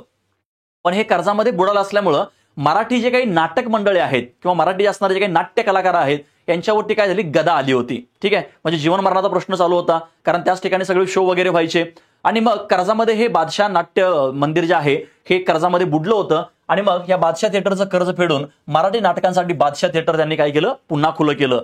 आला असा विषय लक्षात? आधुनिक मुंबईचे निर्मात्यांना का म्हणतात? रेल्वेच्या कचेरीसाठी म्हणजे रेल्वेचं ऑफिस जे आहे या ऑफिससाठी त्यांनी स्वतःच्या घरी जागा दिली होती बघा. विष्णुदास भावे यांनी त्यांना राजाश्रय दिला आणि विष्णुदास भावे हे जे खूप मोठे कलाकार आहेत यांचा तुम्ही थोडासा अभ्यास करून घ्या. हे यांना त्यांनी स्वतःच्या घरी राहायला ठेवलेलं आहे. ठीक आहे. म्हणजे बघा हे जे समाजसुधारक आहेत ना, या समाजसुधारकांच्या बद्दल तुम्ही एक गोष्ट लक्षात घ्या की बऱ्यापैकी समाजसुधारक हे मोठे आहेत. मोठे म्हणजे गडगंज आहेत घरचे, प्रॉपर्टी वगैरे असणारे आहेत. ठीक आहे. बघा लंडनच्या धर्तीवरती मुंबई शहरामध्ये पतदिवे बसवण्यास सुरुवात केली बघा. लंडनच्या धर्तीवरती मुंबई शहरामध्ये पतदिवे बसवायला सुरुवात केली. राणीचा बाग या उद्यानाची स्थापना केली बघा. आता हे राणीचा बाग त्यावेळेस लक्षात घ्यायचं 153 एकरामध्ये असणारी बायोडायव्हर्सिटी होती बघा. 153 एकरामध्ये त्यावेळेस. आणि हेच ते आता राणीचा बाग सध्या माता जिजाऊ गार्डन या नावाने काय केलं? ओळखलं जातंय बघा. गौरव उद्गार बघा म्हणजे त्यांच्याबद्दल कोण कोण काय काय म्हणलंय. आचार्य अत्रे म्हणतात की मुंबईचे ते अनभिषिक्त सम्राट आहेत. आचार्य अत्रे असं म्हणतात की शिरपेचामध्ये न चढवलेला ते काय आहेत? सम्राट आहेत. म्हणजे कुठल्याही प्रकारचा क्राऊन न लावलेला ते काय आहेत? बादशाह आहेत. बरोबर आहे. आपल्याकडे बादशाह म्हणलं की डोक्यावरती क्राऊन वगैरे येतो बघा, म्हणजे तो महाल वगैरे येतो, पण ते तसं नाहीये. ठीक आहे. महाल याचा अर्थ तो मोठा घ्यायचा नाही बरं का, ते डोक्यावरती असतो क्राऊन, त्याला आपण ताज असं बरं म्हणतो बघा. वेगवेगळे शब्द आहेत त्याला. नर फाटक असं म्हणतात, मुंबईचे शिल्पकार व पहिला नागरिक. बरोबर आहे. मुंबई शिल्पकार त्यांना धनंजय गाडगीळ पण म्हणतात बघा, आधुनिक मुंबईचे शिल्पकार. हे फक्त मुंबईचे शिल्पकार म्हणतात, पण आधुनिक मुंबईचे शिल्पकार कोण म्हणतं? धनंजयराव गाडगीळ असं म्हणतात. आचार्य जावडेकर म्हणतात बघा, लोकांच्या वतीनं सरकारशी बोलणारे व मध्यस्थी करणारे मुंबईतील पहिले पुढारी होय. याच्यावरती देखील आयोग तुम्हाला प्रश्न विचारू शकतं गौरव उद्गाराच्या बाबतीमध्ये. आचार्य बाळशास्त्री जांभेकर यांना काय म्हणतात बघा, आधुनिक महाराष्ट्राच्या सार्वजनिक जीवनाची गंगोत्री. बघा मग सार्वजनिक जीवनाची गंगोत्री म्हणूनच त्यांनी मुंबईमध्ये सामाजिक, आर्थिक, राजकीय या सर्व गोष्टींच्या मध्ये त्यांनी काय केले? सुधारणा घडवून आणलेल्या आहेत. बरोबर आहे. म्हणून त्यांना काय म्हणलं जातं? आधुनिक महाराष्ट्राच्या सार्वजनिक जीवनाची गंगोत्री म्हणलं जातं. त्याच्यानंतर बघा 1860 मध्ये ब्रिटनच्या राणीने कोर्ट ऑफ आर्म ही त्यांना पदवी बहाल केली बघा. आता कोर्ट ऑफ आर्म ही पदवी त्यांना का बहाल केली? कारण 1857च्या उठावामध्ये त्यांनी ब्रिटिशांना सहकार्य केल्यामुळं. बघा लक्षात घ्यायचं, म्हणजे ब्रिटिशांना त्यांनी सहकार्य केलं होतं याचा अर्थ असा होतो. आता लक्षात घ्यायचं, आपण त्यांच्यावरती टीका करू शकत नाही की ते भारतीय आहेत आणि मग ते कसे काय बरं त्यांना सहकार्य केलं किंवा काय. बघा लक्षात घ्यायचं, हे मोठी लोक आहेत. बरोबर. आणि मोठ्या लोकांचं काही सांगता येत नाही, त्यावेळेची परिस्थिती वेगळी असेल, त्याच्यामुळे त्यांनी तसा तो निर्णय कदाचित घेतलेला असावा. ठीक आहे. कोर्ट ऑफ आर्म ही त्यांना पदवी मिळाली बघा. येस. आता बघा सगळ्यात महत्वाचं आहे की ही जे आहे, आता तुम्ही म्हणाल की सर तुम्ही ऍड करायला लागलात काय? ऍड वगैरे काहीच नाहीये. बघा आता जे काही युट्यूबचे लेक्चर वगैरे आहेत, आता जे नवीन लोक लेक्चर बघतात किंवा काय, किंवा ज्यांना अजून माझा परिचय नसेल, त्यांनी फक्त एकदा युट्यूबला जायचं आणि हिस्ट्री बाय नंदकुमार सर एकदा तुम्ही त्या ठिकाणी सर्च करा. तुम्हाला त्या ठिकाणी खूप सारे व्हिडिओ येतील. मी ज्ञानदीप अकॅडमीला देखील शिकवतो. ठीक आहे. आता मग लक्षात घ्यायचं, त्या ठिकाणी तुम्ही बघायचं आहे की कशा पद्धतीने शिकवलंय किंवा काय. आणि मग त्या युट्यूबचे लेक्चर बघून बऱ्याच विद्यार्थ्यांचे कॉल आले की सर आम्हाला तुमची हिस्ट्रीची बॅच पाहिजे. आणि मग ती एक माझ्यासाठी कुठंतरी गौरवशाली बाब होती माझ्यासाठी ती. आणि म्हणून आपण या ठिकाणी काय केलं आहे की अशा अकॅडमीच्या प्लॅटफॉर्मवरती आपण हिस्ट्री विषयाची एक बॅच लॉन्च केलेली आहे, जिची किंमत आहे फक्त 999 रुपये. आता या 999 रुपये तुम्हाला काय मिळणार आहे? संपूर्ण आधुनिक भारताचा इतिहास मिळणार आहे, की ज्याच्यामध्ये लक्षात घ्यायचं 10 ते 15% जर का भाग सोडला, मी 10 ते 15% पण खूप होईल, पण जास्तीत जास्त एक 5 ते 10% जर का भाग सोडला तर लक्षात घ्यायचं ही बॅच तुम्हाला राज्यसेवा पूर्व, म्हणजे राज्यसेवा पूर्व तर 100% येणारच आहे. राज्यसेवा मुख्यचा जर का 5 ते 10% भाग सोडला तर संपूर्ण भाग तुमचा याच्यामध्ये काय होणार आहे? कव्हर होणार आहे. आणि याच्यामध्ये मी लक्षात घ्यायचं, राज्यसेवा मुख्यमध्ये जो काही 5-10% भाग राहिला ना, स्वतंत्रोत्तर भारत असेल किंवा सांस्कृतिक चळवळी असतील, हे देखील मी याच्यामध्ये कव्हर करणार आहे. ठीक आहे. लक्षात घ्यायचं, कंबाईन पूर्व परीक्षा म्हणजे सरळ सेवेपासून ते राज्यसेवा मुख्य परीक्षेपर्यंत सर्व परीक्षेला याचा फायदा होणार आहे. मग या बॅचची वैशिष्ट्य बघा काय आहेत आपल्याकडे. टॉपिकनुसार सूक्ष्म विश्लेषण केलंय, सर्व टॉपिक प्लस टॉपिकनुसार पीवायक्यू पण याच्यामध्ये आपण घेतलेले आहेत. याच्यामध्ये फॅक्ट्स, ट्रिक्स आणि रिव्हिजन देखील घेतलेलं आहे. राज्यसेवा ते सरळ सेवा या सर्व स्पर्धा परीक्षांसाठी ही बॅच आपल्याकडे काय असेल? अवेलेबल असेल. आणि ही बॅच कशी जॉईन करायची किंवा याची एकूण जी काही लिंक आहे ती आपण या डिस्क्रिप्शन बॉक्समध्ये दिलेली आहे. ठीक आहे. बघा ज्यांना आवश्यक आहे त्यांनी बॅच जरूर जॉईन करावी. भरपूर ऑलरेडी आपल्याकडे ऍडमिशन झालेले आहेत देखील, विद्यार्थ्यांचा खूप चांगला प्रतिसाद मिळतोय. पण अजून काही लोकांच्या पर्यंत काही पोहोचलेलं नसेल तर ते नक्कीच तुमच्या मार्फत पोहोचवण्याचा प्रयत्न या ठिकाणी करायला पाहिजे. ठीक आहे. बघा आता बघायचं आपल्याला आचार्य बाळशास्त्री जांभेकर, की ज्यांना लक्षात घ्यायचं आधुनिक महाराष्ट्राचे आद्य इतिहासकार म्हणलं जातं. आधुनिक महाराष्ट्राचे आद्य इतिहासकार म्हणलं जातं. आपले आता जे बॅच बद्दल मी तुम्हाला सांगितलं ना, आता जसं मी तुम्हाला एकदम असं इन डिटेलमध्ये सांगतो ना, तसंच बॅचमध्ये शिकवलेलं आहे. ठीक आहे. म्हणून मी तुम्हाला एकदा सांगितलं की आपल्याकडे आहे बघा, एक निरमाची पावडर आहे बघा, पहिले इस्तेमाल करे फिर विश्वास करे. तसं ते तुम्ही युट्यूबचे सगळे लेक्चर वगैरे बघा. आता तुम्ही म्हणाल की सर युट्यूबमध्ये वेगळं शिकवलं असेल आणि ऍपमध्ये वेगळं. बिलकुल नाही. जे युट्यूबवरती शिकवलं त्याच्यापेक्षा अजून चांगलं कुठेतरी हे ऍपवरती मी शिकवण्याचा प्रयत्न केलाय. याचा अर्थ असा नाही की युट्यूबला कमी शिकवलेलं आहे. हा बघा लक्षात घ्या. चलो कार्यकाल बघा यांचा 6 जानेवारी 1812 ते 17 मे 1846, म्हणजे 1812 ते 1846. ज्यांचं जन्मगाव कुठलं रे बाळांनो? पोंबुर्ले, तालुका राजापूर, जिल्हा रत्नागिरी. बघा ते मुंबईचे होते, हे रत्नागिरीचे आहेत. विशेष ओळख बघा, यांना मराठी वृत्तपत्रकाचे जनक असं म्हणलं जातं. मराठी वृत्तपत्रकाचे जनक असं म्हणलं जातं. यांना बालबृहस्पती देखील म्हणलं जातं. बघा का बरं? कारण बाळबोध, गीतापठण, लघु कौमुदी, पंचमहाकाव्य याचा त्यांनी अभ्यास केला होता. आता बालबृहस्पती म्हणजे काय की कोणतीही गोष्ट पटकन काय करणारा, म्हणजे ते एकदम शोषून घेणारा, म्हणजे शोषून घेणारा याचा अर्थ असा की ते लगेच ग्रास्प करणारा. ठीक आहे, असं त्याला म्हणतात बघा बालबृहस्पती. आता लक्षात घ्यायचं, त्यांना पदवी पण देण्यात आलेली बघा, जस्टिस ऑफ द पीस. याच्यावर तुम्हाला प्रश्न विचारला जाऊ शकतो बघा की बालबृहस्पती म्हणून खालीपैकी कोणते समाजसुधारक ओळखले जातात? तर ते आहेत आपल्याकडे हे आचार्य बाळशास्त्री जांभेकर. हे सगळं महत्वाचं बघा आपल्याला. विशेष मराठी वृत्तपत्राचे जनक म्हणून त्यांना ओळखलं जातं. मराठी वृत्तपत्राचे बरं का, लक्षात घ्यायचं मराठी. समाज सुधारणाची प्रेरणा त्यांनी कोणाकडून घेतली बघा, राजाराम मोहन रॉय यांच्याकडून त्यांनी काय घेतली, समाज सुधारणाची प्रेरणा घेतली. आता राजाराम मोहन रॉय यांचे जे काही विचार आहेत हे भारताच्या इतिहासातलं कदाचित एकमेव असं उदाहरण असेल की ज्या शिष्याने गुरुला बघितलं नाही.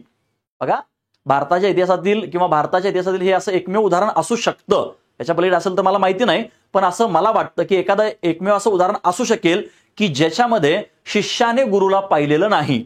आता तुम्ही तर मला पाहताय, बरोबर आहे, म्हणजे आपलं हे गुरु शिष्याचं नातं वगैरे जे आहे हे तुम्ही समजून घ्या, हे वेगळं, म्हणजे हे तुम्ही मला ऑनलाईन तर बघताय, पण ते बंगाली भाषा म्हणजे राजाराम मोहन रॉय यांच्याबद्दल ते ऐकून होते आणि राजाराम मोहन रॉय यांच्याबद्दल ऐकून असताना त्यांचे विचार आत्मसात करण्यासाठी त्यांनी बंगाली भाषा लक्षात घ्यायचं अवगत केली. काय केली? बंगाली भाषा अवगत केली. आला का विषय लक्षात? म्हणजे गुरु आणि शिष्य यांचं प्रेम हे किती अफाट आहे या ठिकाणी आपल्याला कळून येतं. ठीक आहे, बघा, समाज सुधारणाची प्रेरणा कुठून घेतली त्यांनी? राजाराम मोहन रॉय यांच्याकडून घेतली. बंगाली भाषेतील राजाराम मोहन रॉय यांचे तत्वज्ञान शिकता यावेसाठी त्यांनी बंगाली भाषा अवगत केलेली आहे. बघा, ठीक आहे.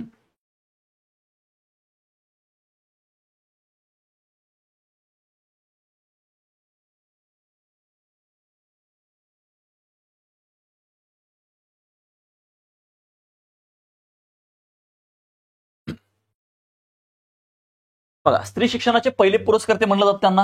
का बरं म्हणलं जातं? आयोगाने याच्यावरती प्रश्न विचारलाय बघा. स्त्री शिक्षणाचे पहिले पुरस्कर्ते का बरं म्हणलं जातं ते पुढे तुम्हाला कळून येईल. महाराष्ट्रातील पहिले समाज प्रबोधनकार आहेत बघा ते. येस, कारण दर्पण वृत्तपत्राच्या माध्यमातून त्यांनी काय केले आहे, सामाजिक, धार्मिक, राजकीय, आर्थिक ज्या काही चुकीच्या प्रथा परंपरा आहेत यांच्यावरती सगळ्यात पहिल्यांदा त्यांनी आवाज उठवलेला आहे. अवगत भाषा बघा, संस्कृत, मराठी, इंग्रजी, कानडी, गुजराती, बंगाली आणि फारसी. बघा, बंगाली भाषा का शिकली हे तर तुम्हाला सांगितलं. म्हणजे लक्षात घ्यायचं, बहु विषय ज्ञानी असं यांना आपण म्हणावं लागेल किंवा बहुभाषा ज्ञानी. बघा, लक्षात घ्यायचं, काय म्हणावं लागेल आपण? बहुभाषा ज्ञानी म्हणजे एकापेक्षा जास्त भाषांचं ज्ञान असणारे म्हणजे बहुभाषा ज्ञानी आहेत बघा हे. ठीक आहे, आचार्य बाळशास्त्री जांभेकर. प्रोफेसर आर्लीबार यांच्याकडून त्यांनी गणित आणि ज्योतिषशास्त्र या विषयांचं काय केलं? अध्ययन केलं. याच्यावरती प्रश्न क्रिएट होऊ शकतो. हे पहिले मराठी शिक्षण अधिकारी बघा, इथं पण प्रश्न तयार होऊ शकतो. बघा, समाज सुधारक म्हणलं की जास्त काही मोठ्या कन्सेप्ट वगैरे असला किंवा कन्सेप्ट असतील अशातला भाग नाहीये, म्हणजे एकदम फॅक्च्युअल डेटा असतो बघा याच्यामध्ये, आणि तोच काय करायचा आपल्याला? पाठ करायचा आहे. बघा, इतिहास विषयामध्ये सर्वाधिक राज्यसेवा पूर्व परीक्षा असेल त्याच्यामध्ये कमीत कमी 3 ते 4 प्रश्न येतात. 3 ते 4 प्रश्न म्हणजे 4 प्रश्न आले तर 8 मार्क, बरोबर आहे, 3 प्रश्न आले तर 6 मार्क. आणि कंबाईनच्या पूर्व परीक्षेमध्ये हमखास 2-3 प्रश्न असतातच, पण काही प्रश्न असे असतात की जे आपल्याला चेकमेट देतात, बरोबर आहे. मग आता मध्यंतरी बघा आपल्याकडे मुख्यला प्रश्न विचारला होता, राज्य म्हणजे 2023च्या मुख्यला प्रश्न विचारला होता बघा, छत्रपती राजर्षी शाहू महाराजांच्या बद्दल प्रश्न विचारला होता बघा.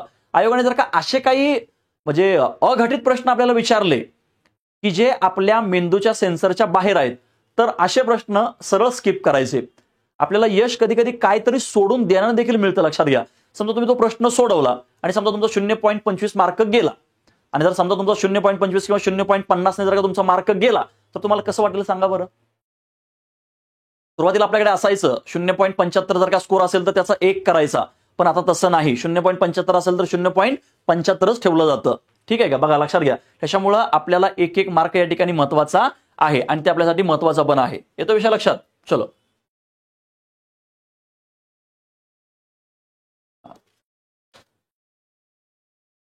बघा, अक्कलकोटच्या आता त्यांचं शैक्षणिक कार्य बघा. अक्कलकोटच्या युवराजाचे ते शिक्षक होते बघा. अक्कलकोटच्या युवराजाचे शिक्षक होते बघा ते. मग कधी कधी आयोग तुम्हाला काय करतं की हे असं देतं बघा, ते अक्कलकोटच्या युवराजाचे शिक्षक म्हणून नेमले गेले. त्यांना मराठीतील पहिले शिक्षण अधिकारी असं देखील संबोधलं जातं. तसेच ते बॉम्बे नेटिव्ह एज्युकेशन सोसायटीचे उपसचिव व नंतर ते सचिव म्हणजे सेक्रेटरी झाले. तर वरील वर्णनावरून खालील समाजसुधारक ओळखा, किंवा त्यांना बाल बृहस्पती देखील ओळखलं जातं. कोण? आचार्य कोण आहे त्या ठिकाणी? बघा, लक्षात घ्यायचं, आचार्य बाळशास्त्री जांभेकर. कोण आहेत? आचार्य बाळशास्त्री जांभेकर. येतो विषय लक्षात? क्लिअर आहे? आचार्य बाळशास्त्री जांभेकर. चलो, आता बघा, त्याच्यामध्ये एल्फिन्स्टन महाविद्यालयामध्ये गणिताचे पहिले सहाय्यक प्रोफेसर होते बघा. तसेच ते इंग्रजी, खगोलशास्त्र आणि भौतिकशास्त्र या विषयांचे सहाय्यक प्राध्यापक होते बघा. यांचा बघा समजून घ्यायचं, ते प्राध्यापक म्हणजे सहाय्यक प्रोफेसरच राहिलेत. कशा बघा, एल्फिन्स्टन महाविद्यालयामध्ये. कुठे रे बाळांनो? एल्फिन्स्टन महाविद्यालयामध्ये. एक, त्यांनी गणित विषय शिकवला, बरोबर आहे. तसंच दुसरा म्हणजे त्यांनी इंग्रजी विषय शिकवला. तिसरा म्हणजे त्यांनी खगोलशास्त्र विषय शिकवला. चौथा म्हणजे त्यांनी भौतिकशास्त्र विषय शिकवला. समजा आयोगाने तुम्हाला असा प्रश्न विचारला की एल्फिन्स्टन महाविद्यालयामध्ये आचार्य बाळशास्त्री जांभेकर खालीलपैकी कोणत्या विषयाचं अध्यापन करत होते?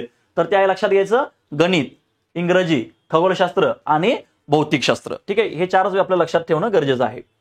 दादाभाई नौरोजी व गणित पंडित केरुनाना छत्रे यांचे ते काय आहेत? विद्यार्थी आहेत. ठीक आहे, भाऊदाजी लाडपणे त्यांचे विद्यार्थी आहेत. बघा, पाठ्यपुस्तकाची निर्मिती करून महाराष्ट्रात शिक्षणाचा पाया रोवला. बघा, पाठ्यपुस्तकाची निर्मिती तुम्हाला कळालं असेल आता. पाठ्यपुस्तकाची निर्मिती कोणी केली होती? आचार्य बाळशास्त्री जांभेकरांनी केली होती. ठीक आहे, त्याच्यानंतर बघा, मुंबई इलाक्यातील ते शाळांचे इन्स्पेक्टर होते. बघा, मुंबई इलाक्यातील शाळांचे इन्स्पेक्टर होते. सेम आज आपल्याकडे नाना जगन्नाथ शंकर शेठ पण होते. बघा, इंग्रजी शिक्षणाचे ते काय आहेत? समर्थक आहेत. यस. शिक्षकांच्या ट्रेनिंग कॉलेजचे देखील ते संचालक आहेत. त्याच्यानंतर कुलाबा वेधशाळेचे ते संचालक आहेत. बघा, लक्षात घ्यायचं, कुलाबा वेधशाळेचे ते संचालक आहेत आणि मुंबई कोर्टाचे ते काय ज्युरीचे ते सदस्य पण आहेत. बघा, येतो का विषय लक्षात? आता हे जे काही कुलाबा वेधशाळा आहे ना बाळांनो, ही कुलाबा वेधशाळा स्थापन झाली आपल्याकडे 1826 मध्ये. कधी स्थापन झाली? 1826 मध्ये. आणि या ठिकाणी 1826 ला शाखा स्थापन झाल्यानंतर 1841 पासून, कधी? 1841 पासून हिच्यामध्ये जे काही भूकंप येतो त्या भूकंपाचा काय केला जातो? सर्वे या ठिकाणी केला जातो. बघा, म्हणजे भूचुंबकीय मोजमापणी जी आहे ही 1841 पासून केली जाते. बघा, कुलाबा म्हणजे रायगडमध्ये. दर्पण वृत्तपत्रिकेचं बघा, दर्पण 6 जानेवारी 1832 ला त्यांनी काय केलं? दर्पण नावाचं वृत्तपत्र चालू केलं. हे मराठीतील काय पहिलं वृत्तपत्र आहे. बघा, पाक्षिक होतं हे. आणि सुरुवातीला बघा, मराठीतील पहिलं वृत्तपत्र कोणतं असेल? तर ते म्हणजे असेल दर्पण, जे 6 जानेवारी 1832 ला चालू केलं होतं. मग हा जो काही 6 जानेवारी दिवस आहे हा आपल्या राज्यामध्ये पत्रकार दिवस म्हणून साजरा केला जातो. बघा, काय केला जातो? पत्रकार दिवस म्हणून साजरा केला जातो. आता हे दर्पण सुरुवातीला काय होतं बाळांनो? पाक्षिक होतं. बघा, आणि मे 1832 पासून हे काय झालं? साप्ताहिकामध्ये रूपांतर झालं. पाक्षिक म्हणजे दर 15 दिवसांनी प्रसिद्ध होणार. किती दिवसांनी? 15 दिवसांनी. आणि साप्ताहिक म्हणजे दर 7 दिवसांनी प्रसिद्ध होणार. पश्चिम भारतातील पहिले इंग्रजी मराठी वृत्तपत्र आहे. बघा, किती महत्वाचं आहे हे स्टेटमेंट आपल्यासाठी. पश्चिम भारतातील पहिले इंग्रजी आणि मराठी वृत्तपत्र, म्हणजे हे ड्युएल लँग्वेजमध्ये होतं दर्पण. जरी ते मराठी असेल तरी ते ड्युएल लँग्वेजमध्ये होतं. इंग्रजी विभागात सांभाळत होते आचार्य बाळशास्त्री जांभेकर आणि मराठी भाषेत सांभाळत होते रघुनाथ हरिश्चंद्र आणि भाऊ महाजन. ठीक आहे, हे आपल्यासाठी काय महत्वाचं आहे. बघा,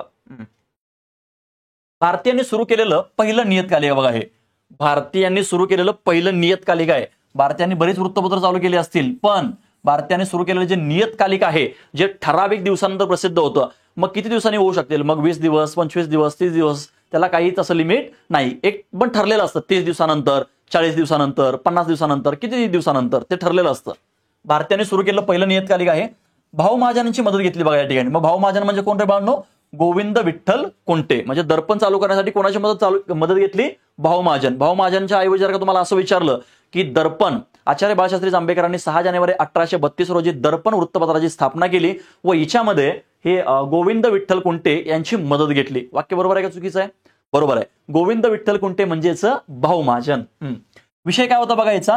हे जे काही वृत्तपत्र होतं याचा विषय बघा, हिंदू विधवा पुनर्विवाह, व्यवसाय शिक्षणाची आवश्यकता, बंगाली रंगभूमी, रहदारी, जकात.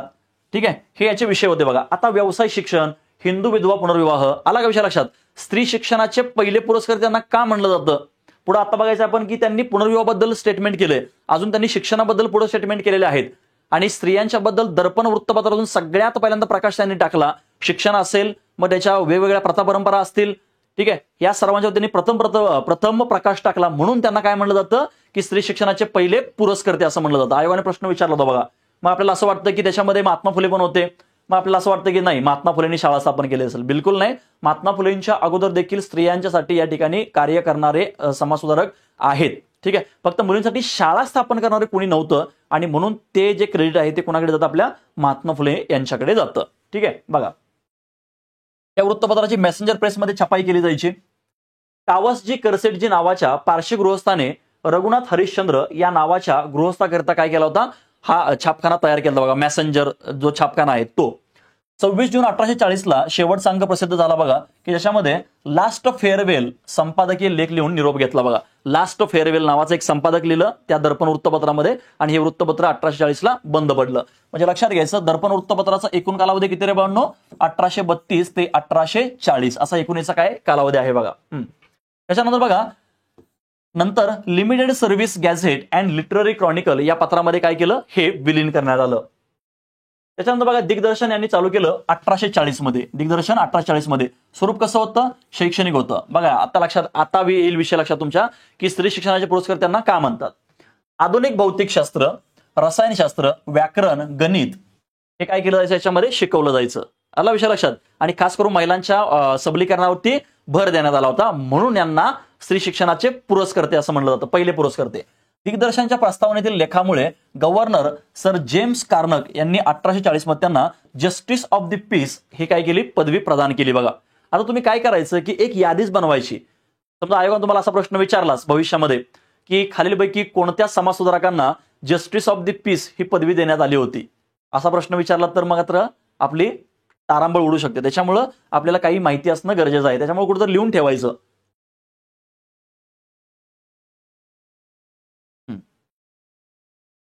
आता बघा माडखोलकरांची दिग्दर्शन वृत्तपत्र टीका बघा, भिकार भाषा. दर्पणची भाषा जी आहे ही दिग्दर्शन जे आहे, या दिग्दर्शनची भाषा ही एकदम भिकार भाषा आहे, अशी कोणी टीका केली होती? माडखोलकरांनी टीका केली होती बघा याच्यावरती. स्त्री शिक्षणाचं कार्य बघा काय काय केलं त्यांनी त्याच्यामध्ये. बालविवाह, पुनर्विवाह, सतीप्रथा याच्याबद्दल जांभेकरांनी सर्वप्रथम लिखाण केले व या प्रथांना विरोध केला, म्हणून स्त्री शिक्षणाचे ते काय होते, पहिले पुरस्कर्ते ठरतात. स्त्री शिक्षण म्हणजे फक्त पुस्तकी ज्ञान नव्हे बरं का, लक्षात घ्यायचं. हे आपल्याला बऱ्याचदा काय होतं, की आपण हे शब्द आपल्याला कळत नाहीत. शिक्षण म्हणजे आपल्याला फक्त असं वाटतं की पुस्तकी ज्ञान. नाही, हे काय आहे तुमचं सर्वस्वी चुकीचं आहे. पुस्तकी ज्ञान म्हणजे शिक्षण नव्हे, हे सगळं शिक्षणच आहे. बालविवाह, पुनर्विवाह, सतीप्रथा याच्याबद्दल जांभेकरांनी सर्वप्रथम लिखाण केलं. आणि लक्षात घ्यायचं, हे जे लिखाण केलं ना, हे लिखाण त्यांनी सर्वप्रथम केलं बाळांनो दर्पण वृत्तपत्रातून. दर्पण नंतर त्यांनी लक्षात घ्यायचं, हे जे काही दिग्दर्शन आहे, या दिग्दर्शनामधून देखील यांनी काय केलंय, हे लिखाण केलेलं आहे. म्हणून लक्षात त्यांना काय म्हणलं जातं, स्त्री शिक्षणाचे पहिले पुरस्कर्ते म्हणलं जातं. मग आयोगाने प्रश्न विचारला होता याच्यावरती, आणि त्याच्यामध्ये महात्मा फुले पण ऑप्शन दिला होता. आपल्याला बऱ्यापैकी काय वाटतं, ते महात्मा फुलेच आहे की काय असं आपल्याला वाटायला लागतं, पण ते तसं नाही. क्लिअर आहे का? चलो इंग्लंड बघा, त्यांची ग्रंथसंपदा काय आहे. इंग्लंड देशाची खबर त्यांनी लिहिली. त्याच्यानंतर ज्योतिविद्या सारसंग्रह, नीतिकथा लिहिलेली आहे. त्याच्यानंतर पुन्हा याच्यामध्ये हिंदुस्थानचा इतिहास दिला बघा. हिंदुस्थानचा इतिहास, संध्येचं भाषांतर त्यांनी केलं. नंतर संध्येचं भाषांतर केलं. हिंदुस्थानचा प्राचीन इतिहास त्यांनी लिहिला. त्याच्यानंतर हिंदुस्थानातील इंग्रजी राज्याचा इतिहास लिहिला. ज्ञानेश्वरी आणि शून्यलब्धी हा त्यांनी ग्रंथ लिहिला. आता हे जे काही शून्यलब्धी आहे ना, हे शून्यलब्धी बाळांनो हे गणिताचं आहे बघा, लक्षात घ्या. काय आहे, गणित विषयाशी हे संबंधित असणारं आहे. ज्ञानेश्वरीचं पाठभेदासह त्यांनी संपादन केलं. म्हणजे ज्ञानेश्वरी लोकांना कळायची नाही ना त्या याच्यामध्ये, म्हणजे त्या लँग्वेजमध्ये, संस्कृतमध्ये ती कळायची नाही, म्हणून त्याचं काय केलं त्यांनी मराठीमध्ये भाषांतर, म्हणजे त्याचं काय केलं की पाठभेदासह संपादन केलं. म्हणजे त्याचा अर्थ काय आहे ते देखील त्यांनी सांगण्याचा प्रयत्न केला. एखादा श्लोक असेल किंवा एखादं अभंग वगैरे असेल किंवा अजून काय असेल, तर ते त्याचं रूपांतरासहित त्याचा अर्थ काय होतो याच्या सहित त्यांनी ते दाखवण्याचा प्रयत्न केला आपल्याला दिसून येतो. त्याच्यानंतर ज्योतिषशास्त्र, शब्दसिद्धी यांच्यावरती देखील त्यांनी काय केलेत, निबंध लिहिलेले आहेत. आता बघा पश्चिम भारतातील आद्य ऋषी म्हणून नारायण चंदावरकर त्यांचा काय करतात, उल्लेख करतात. बघा लक्षात घ्यायचं, पश्चिम भारतातील आद्य ऋषी. मग सर हे वेगवेगळं डिस्क्रिमिनेशन कसं काय होतं बरं, की वेगवेगळ्या भागांच्या मध्ये मग ते कुणी पश्चिम भारतातलं म्हणतं किंवा कुणी पश्चिम महाराष्ट्रातलं म्हणतं किंवा अजून कोणी काय म्हणतं, हे कसं काय येतं? तर लक्षात घ्यायचं, हे याच्यामुळे येतं की हे त्या भागामध्ये ऍक्टिव्ह आहेत आणि त्या भागामध्ये ऍक्टिव्ह असल्यामुळे त्यांना आपण संपूर्ण भारताचं म्हणू शकत नाही. समजा संपूर्ण भारताचं म्हणायला गेलं तर अजून कोणीतरी याच्यापेक्षा तत्वज्ञानी असू शकतं. त्याच्यामुळे नारायण चंदावरकर असं म्हणतात की पश्चिम भारतातील आद्य ऋषी. बरोबर आहे. मग नारायण चंदावरकर हेच ते नारायण चंदावरकर जे राष्ट्रीय सभेचे पहिले मराठी अध्यक्ष होते. ठीक आहे, लाहोर अधिवेशनाचे. अद्वितीय विद्वान व अर्वाचीन विद्या मुकुट म्हणे असं कोण म्हणतात, दादाभाई नौरोजी यांचं वर्णन करतात. केशवराव भोवळकर जे आहेत, त्या केशवराव भोवळकरांनी आचार्य बाळशास्त्री जांभेकर यांचं काय केलं होतं, चरित्र लिहिलं होतं बघा. ठीक आहे, आयोगाने याच्यावरती देखील प्रश्न विचारला होता बघा. तुम्हाला काय करेल, आयोग ज्या वेळेस मल्टी स्टेटमेंट प्रश्न विचारेल, मल्टी स्टेटमेंट म्हणजे काय रे बाळांनो, 1 2 3 4 अशा 4 स्टेटमेंट विचारेल. आणि या 4 स्टेटमेंटमध्ये समजा आयोग काय करतं की सगळं एकाच समाजसुधारकाच्यावरती विचारेल असं पण नाही. बऱ्याचदा तुम्ही जर का प्रश्न बघितले आयोगाचे तर तुम्हाला कळून येईल बघा.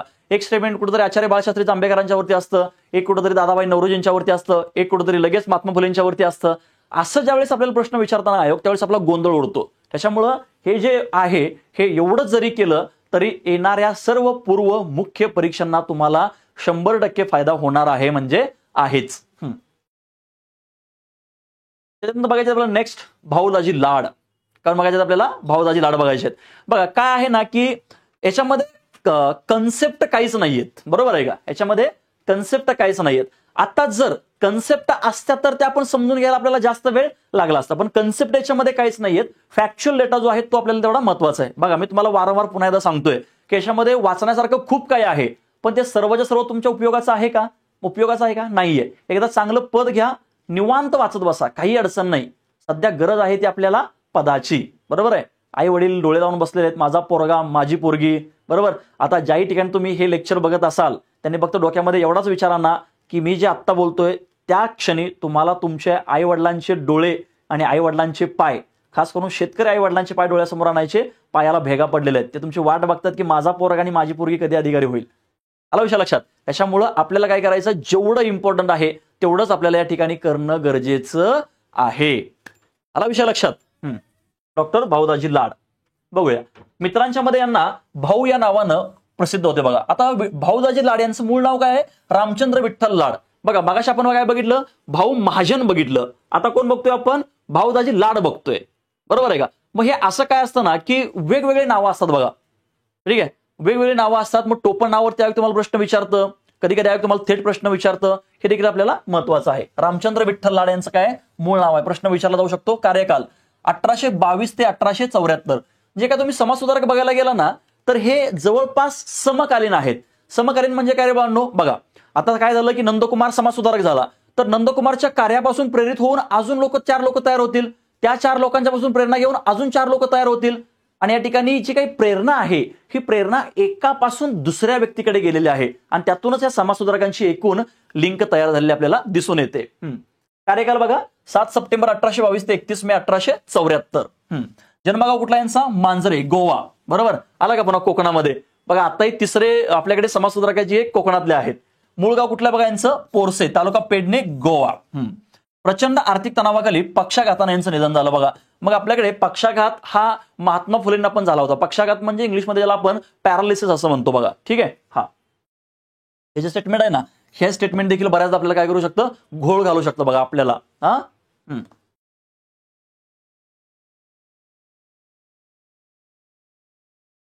प्रचंड आर्थिक तणावाखाली पक्षपाताने काय झालं? त्यांचं निधन झालं बघा, पक्षघाताने. विशेष ओळख यांना बघा धन्वंतरी म्हणलं जायचं. आचार्य बाळशास्त्री जांभेकरांना बाल बृहस्पती म्हणलं जायचं आणि यांना काय म्हणलं जातं? धन्वंतरी म्हणलं जातं. का धन्वंतरी म्हणलं जातं? बघा की यांनी कुष्ठरोगावरती औषध सापडलं. मग कुष्ठरोगावरती औषध कसं सापडलं तर लक्षात घ्यायचं, चोलमुग्रा नावाची एक सदाहरित वनस्पती आहे. चोलमुग्रा नावाची एक वनस्पती आहे. या वनस्पतीच्या काही बिया आहेत, त्या बियांच्या माध्यमातून त्यांनी काय केलं होतं? हे जे काही कुष्ठरोग आहे या कुष्ठरोगावरती त्यांनी काय केलं होतं? औषध निर्माण केलं होतं. म्हणून यांना धन्वंतरी असं म्हणलं जायचं. अजून एक पद्धतीने यांना धन्वंतरी म्हणलं जातं. हे नेहमी संशोधन करायचे, वेगवेगळ्या ज्या काही बिया वगैरे आहेत त्यांच्यावरती ते संशोधन करायचे. त्याच्यामुळे यांना काय म्हणलं जायचं? धन्वंतरी असं म्हणलं जायचं बघा. येतो विषय लक्षात. हा ते पहिले हिंदी नाटककार आहेत. कसं ते आपण पुढे बघूया. प्राथमिक शिक्षण नारायण शास्त्री पुराणिकांच्या मराठी शाळेमध्ये झालं. यस, त्यांचं प्राथमिक शिक्षण कुठे झालं? नारायण शास्त्री पुराणिकांच्या मराठी शाळेमध्ये झालं बघा. एल्फिन्स्टन कॉलेजमधील मेसर्स अर्लीबार, हार्कनेस, बेल आणि हिंडरसन या शिक्षकांचं त्यांना मार्गदर्शन लाभलेलं आहे. बघा लक्षात घ्यायचं. एल्फिन्स्टन कॉलेजमध्ये त्यांना कोणाकोणाचं मार्गदर्शन लाभलं? मेसर्स अर्लीबार, हार्कनेस, बेल आणि हिंडरसन. आता लक्षात घ्यायचं हे सगळे पाश्चिमात्य आहेत, बरोबर आहे. म्हणजे सगळे वेस्टर्न आहेत. म्हणजे लक्षात घ्यायचं भाऊदाजी लाड यांचे विचार देखील कसे झाले असतील? वेस्टर्न. म्हणजे ते इंग्रजी सत्तेचे देखील समर्थक होते बघा. आता कच्छ, काठेवाड, गुजरात. कच्छ, काठेवाड हे कसे गुजरातमध्ये येतं. मधील बालकन्या हत्येवरील ज्यावेळेस निबंध लिहायची स्पर्धा चालू झाली त्यावेळेस त्यांनी बाल हत्येवरील खूप चांगल्या पद्धतीने निबंध लिहिला. त्यावेळेस असणारी सामाजिक आणि धार्मिक परिस्थिती जी आहे, म्हणजे माणसाने जो समाज आहे हा समाज धर्माला कशा पद्धतीने बांधील झालेला आहे याचं सविस्तर वर्णन याच्यामध्ये केलं. आणि त्या ठिकाणी ज्या आयोजकांनी या स्पर्धा नियोजित केल्या होत्या त्या सर्वांचे डोळे पाणावले होते निबंध लिहिताना. आणि मग त्यावेळेस त्यांना लक्षात घ्यायचं 600 रुपयांचं बक्षीस मिळाले होतं. किती रुपयांचं? 600 रुपयांचं. म्हणजे हे शाळेतले पराक्रम आहेत त्यांच्या. आणि लक्षात घ्यायचं त्यांना धन्वंतरी का म्हणलं जातं? बघा एखादी व्यक्तिमत्व असं असतं ना की जे जन्मजातच असं प्रगाढ पंडित असतं बघा. त्याला काही विचारा तुम्ही, बऱ्याचदा तुम्ही रील्स वगैरे बघत असाल बघा. ते लहान मुलं सगळं पाठ वगैरे असतं त्या मुलांचं, नाही का? हा ते महत्वाचं बघा आपल्यासाठी. हे स्टेटमेंट महत्वाचं आहे. गोविंद नारायण माडगावकर यांनी त्यांना संस्कृतचं मोफत अध्ययन केलं. म्हणजे त्यांना आता काय होतं? संस्कृत पण येत होतं बघा. कोणी शिकवलं? नारायण माडगावकर यांनी. याच कॉलेजमध्ये म्हणजे एल्फिन्स्टनला. यस, याच कॉलेजमध्ये 1843 ला त्यांची शिक्षक म्हणून नेमणूक झाली. व रसायनशास्त्र म्हणजे विज्ञान व नैसर्गिक तत्वज्ञान विषयाचं त्यांनी काय केलं, अध्यापन केलं. क्लिअर आहे का? बघा एल्फिन्स्टन जे काही कॉलेज आहे, लक्षात घ्यायचं कुठलं कॉलेज, एल्फिन्स्टन कॉलेज. या एल्फिन्स्टन कॉलेजमध्ये त्यांची काय झाली, शिक्षक म्हणून नंतर नेमणूक या ठिकाणी झालेली आपल्याला दिसून येते बघा.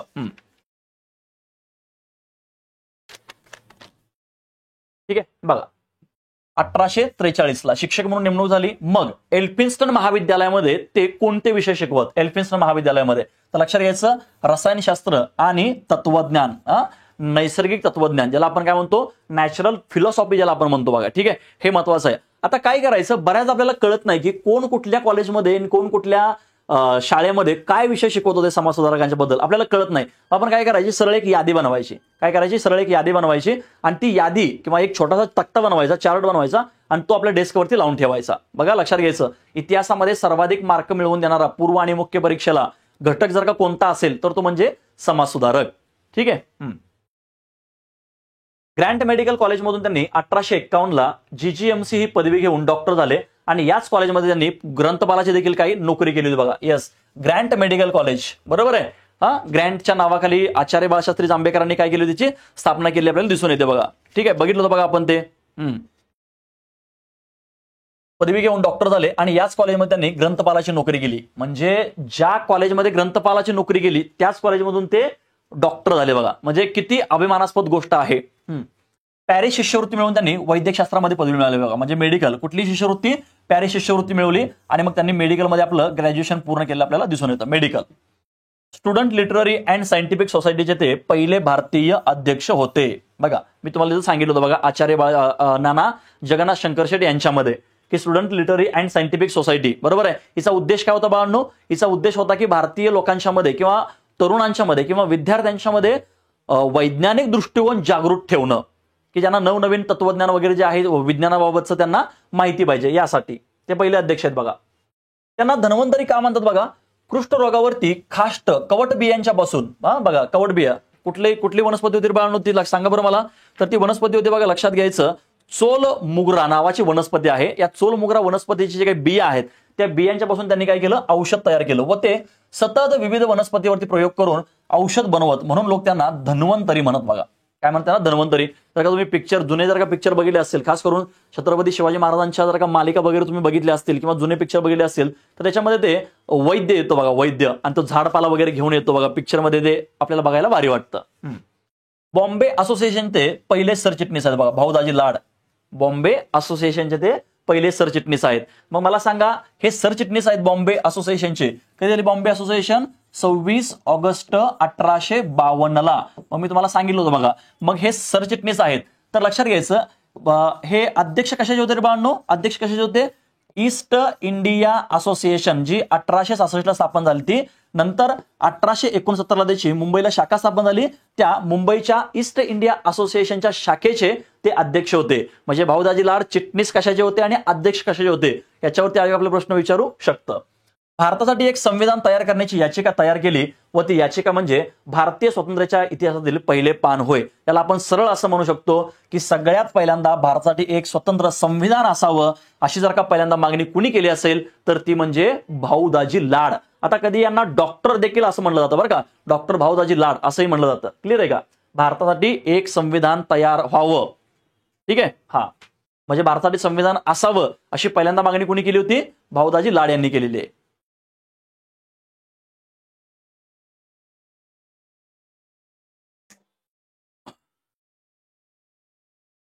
1863 ते 69 व 1869 ते 1861 असे ते काय होते, मुंबईचे 2 वेळा शरीफ होते. मग शरीफ म्हणजे काय हे तुम्ही काय करा, इंडियन पॉलिटीमध्ये बघून घेशील. मग आयोगाने समजा मला असा प्रश्न विचारला, खालीलपैकी कोणते समाज सुधारक हे मुंबईचे शरीफ होते, ठीक आहे. हा, मग सध्या शरीफ कोणत्या महानगरपालिकांच्या मध्ये अजून हे पद अस्तित्वामध्ये आहे, ठीक आहे, हे देखील आपल्या लक्षात घेणं गरजेचं आहे. अभ्यास करा. भारतासहित इंग्लंड, फ्रान्स, जर्मनी, अमेरिकेमधील वैद्यकीय कामकाजाशी निगडीत सोसायटीने त्यांना मानद सभासदत्व दिलं बघा. म्हणजे त्यांना म्हणजे मेंबरशिप देऊ केली, मानद, ऑनरेबल. त्याच्यानंतर बघा, गिरनार पर्वतावरील रुद्र दमनाचा व गुप्तांचे शिलालेख आत्मसात करून ब्रिटिश संशोधक प्रिन्सेपचे रुद्र दमन हा चेस्टनटचा पुत्र असल्याचा दावा खोडून काढताना तो चेस्टनटचा नातू असल्याचं त्याने सिद्ध केलं बघा. यस, आता लक्षात घ्यायचं, प्रिन्सेस जो आहे, प्रिन्सेस काय म्हणायचा, रुद्रदमन हा चेस्टनेटचा पुत्र आहे असा म्हणायचा. पण लक्षात घ्यायचं, यांनी काय सांगितलं की तो पुत्र नसून कोण होता, नातू होता. म्हणजे यांनी काय केलं, हे इतिहासकार देखील आहेत बघा. राजा गोपीचंद हे त्यांनी पहिलं नाटक लिहिलं बघा. लक्षात घ्यायचं, राजा गोपीचंद नाटक हिंदीमध्ये भाषांतरित करून बघा, राजा गोपीचंद हे नाटक होतं. ठीक आहे, म्हणजे हे नाटक वेगळ्या भाषेमध्ये होतं. खास करून ते मला असं वाटतं की संस्कृत किंवा अशा काहीतरी लँग्वेजमध्ये ते होतं. आता ते मला थोडंसं सॉरी आठवत नाहीये, आठवलं की मी तुम्हाला सांगतो. राजा गोपीचंद हे नाटक आहे, हे नाटक त्यांनी हिंदीमध्ये भाषांतरित करून त्याचा मुंबईत प्रयोग घडवून आणला. म्हणून त्यांना काय म्हणलं जातं, पहिले हिंदी नाटककार असं म्हणलं जातं, पहिले हिंदी नाटककार. इंग्रजी नाटकांच्या सादरीकरणासाठी त्यांनी मुंबईमध्ये एल्फिन्स्टन कालिदास सोसायटीची स्थापना केली बघा. यस, भाऊदाजी लाड. म्हणजे सगळे लोक आतापर्यंत आपण तिसरे समाज सुधारक बघतोय, कलेचे भोगते होते बघा ते. कला त्यांना आत्मसात म्हणजे प्रिय होते. त्याच्यानंतर वेणुबाई व कुंवर यांच्या पुनर्विवाहाला त्यांनी काय केली, उपस्थिती दाखवली बघा. म्हणजे विधवा पुनर्विवाहाचे हे काय असतात, पुरस्कार आपल्याला दिसून येतात. आता बघा, मी तुम्हाला इथे सांगितलं की त्यांनी पुनर्विवाहाला उपस्थिती होती आणि मी एक शब्द वापरला बघा, ते काय होते, पुनर्विवाहाचे पुरस्कर्ते होते. मग तुम्ही या ठिकाणी लिहिणं अपेक्षित आहे किंवा तुम्ही ज्यावेळेस पीडीएफ मिळतील त्यावेळेस तुम्ही लिहिणं अपेक्षित आहे की ते पुनर्विवाहाचे पुरस्कर्ते होते बघा. काय होते, पुनर्विवाहाचे पुरस्कर्ते होते. क्लिअर आहे. हा, ईस्ट इंडिया असोसिएशनच्या मुंबई शाखेचे ते संस्थापक अध्यक्ष होते बघा. यस, कधी स्थापन झाली बघा मुंबईची शाखा, कधी स्थापन झाली ती 1869 मध्ये. कधी झाली, 1869 मध्ये. मग ही ईस्ट इंडिया असोसिएशन कधी स्थापन झाली ती बाळांनो, 1866 ला. कुठं स्थापन झाली होती, इंग्लंडला. कुणी स्थापन केली होती, दादाभाई नौरोजी, बरोबर, आणि वेमेशचंद्र बॅनर्जी. यस, घरच्या मुलांना लग्न मुंजीमध्ये कलावतींचा नाच करण्याच्या प्रथेला त्यांनी विरोध केला बघा. असतं का आपल्याकडे ते जागरण वगैरे असतं बघा, नाही का.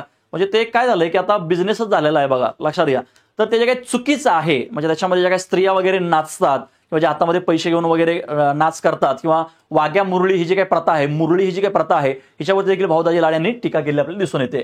ते ज्ञानप्रसारक सभेचे काय अध्यक्ष आहेत बघा. त्यांनी जे थोडे लिहिलं ते 1000 पानांच्या पेक्षा मूल्यवान आहे असं कोण म्हणतंय, मॅक्स मुलर म्हणतो बघा. कोण म्हणतो, मॅक्स मुलर. हे खूप मोठं तत्ववेत्ता आहे. म्हणजे भारतीय किंवा भारतीय सोडा हो, महाराष्ट्रीयन. आता महाराष्ट्रीयन म्हणजे भारतीयच, पण महाराष्ट्रीयन समाजसुधारकांच्या बद्दल जर काही आंतरराष्ट्रीय ख्यातीचा तत्ववेत्ता जर का असं म्हणत असेल तर लक्षात घ्यायचं, बंदे में कुछ तो दम आहे. ठीक आहे. हा, वेस्टर्न इंडियन कॅनल व इरिगेशन या कंपनीचे ते संचालक होते बघा. वेस्टर्न इंडियन कॅनल आणि इरिगेशन या कंपनीचे ते संचालक आहेत. प्रश्न विचारू शकतो. त्यांनी संपादन केलेले ग्रंथ बघा, त्यांनी एकही ग्रंथ लिहिलेला नाही, त्यांनी एकही स्वतंत्र ग्रंथ लिहिला नाही, पण त्यांनी ग्रंथांचं संपादनपद केलं बघा. कालिदासाचे कुमार संभव, त्याच्यानंतर मेरुतुंगाचार्य यांचा प्रबंध, प्रबंध चिंतामणी, हे त्यांनी ग्रंथ काय केले, हे केले बघा. लक्षात घ्यायचं, काय केले, संपादन केले. संपादन केले त्यांनी. प्रश्न विचारला जाऊ शकतो. यस, त्याच्यानंतर बघायचं आपल्याला सगळ्यात महत्वाचे म्हणजे गोपाळ गणेश आगरकर, ज्यांना आपण सुधारक या नावाने ओळखतो बघा.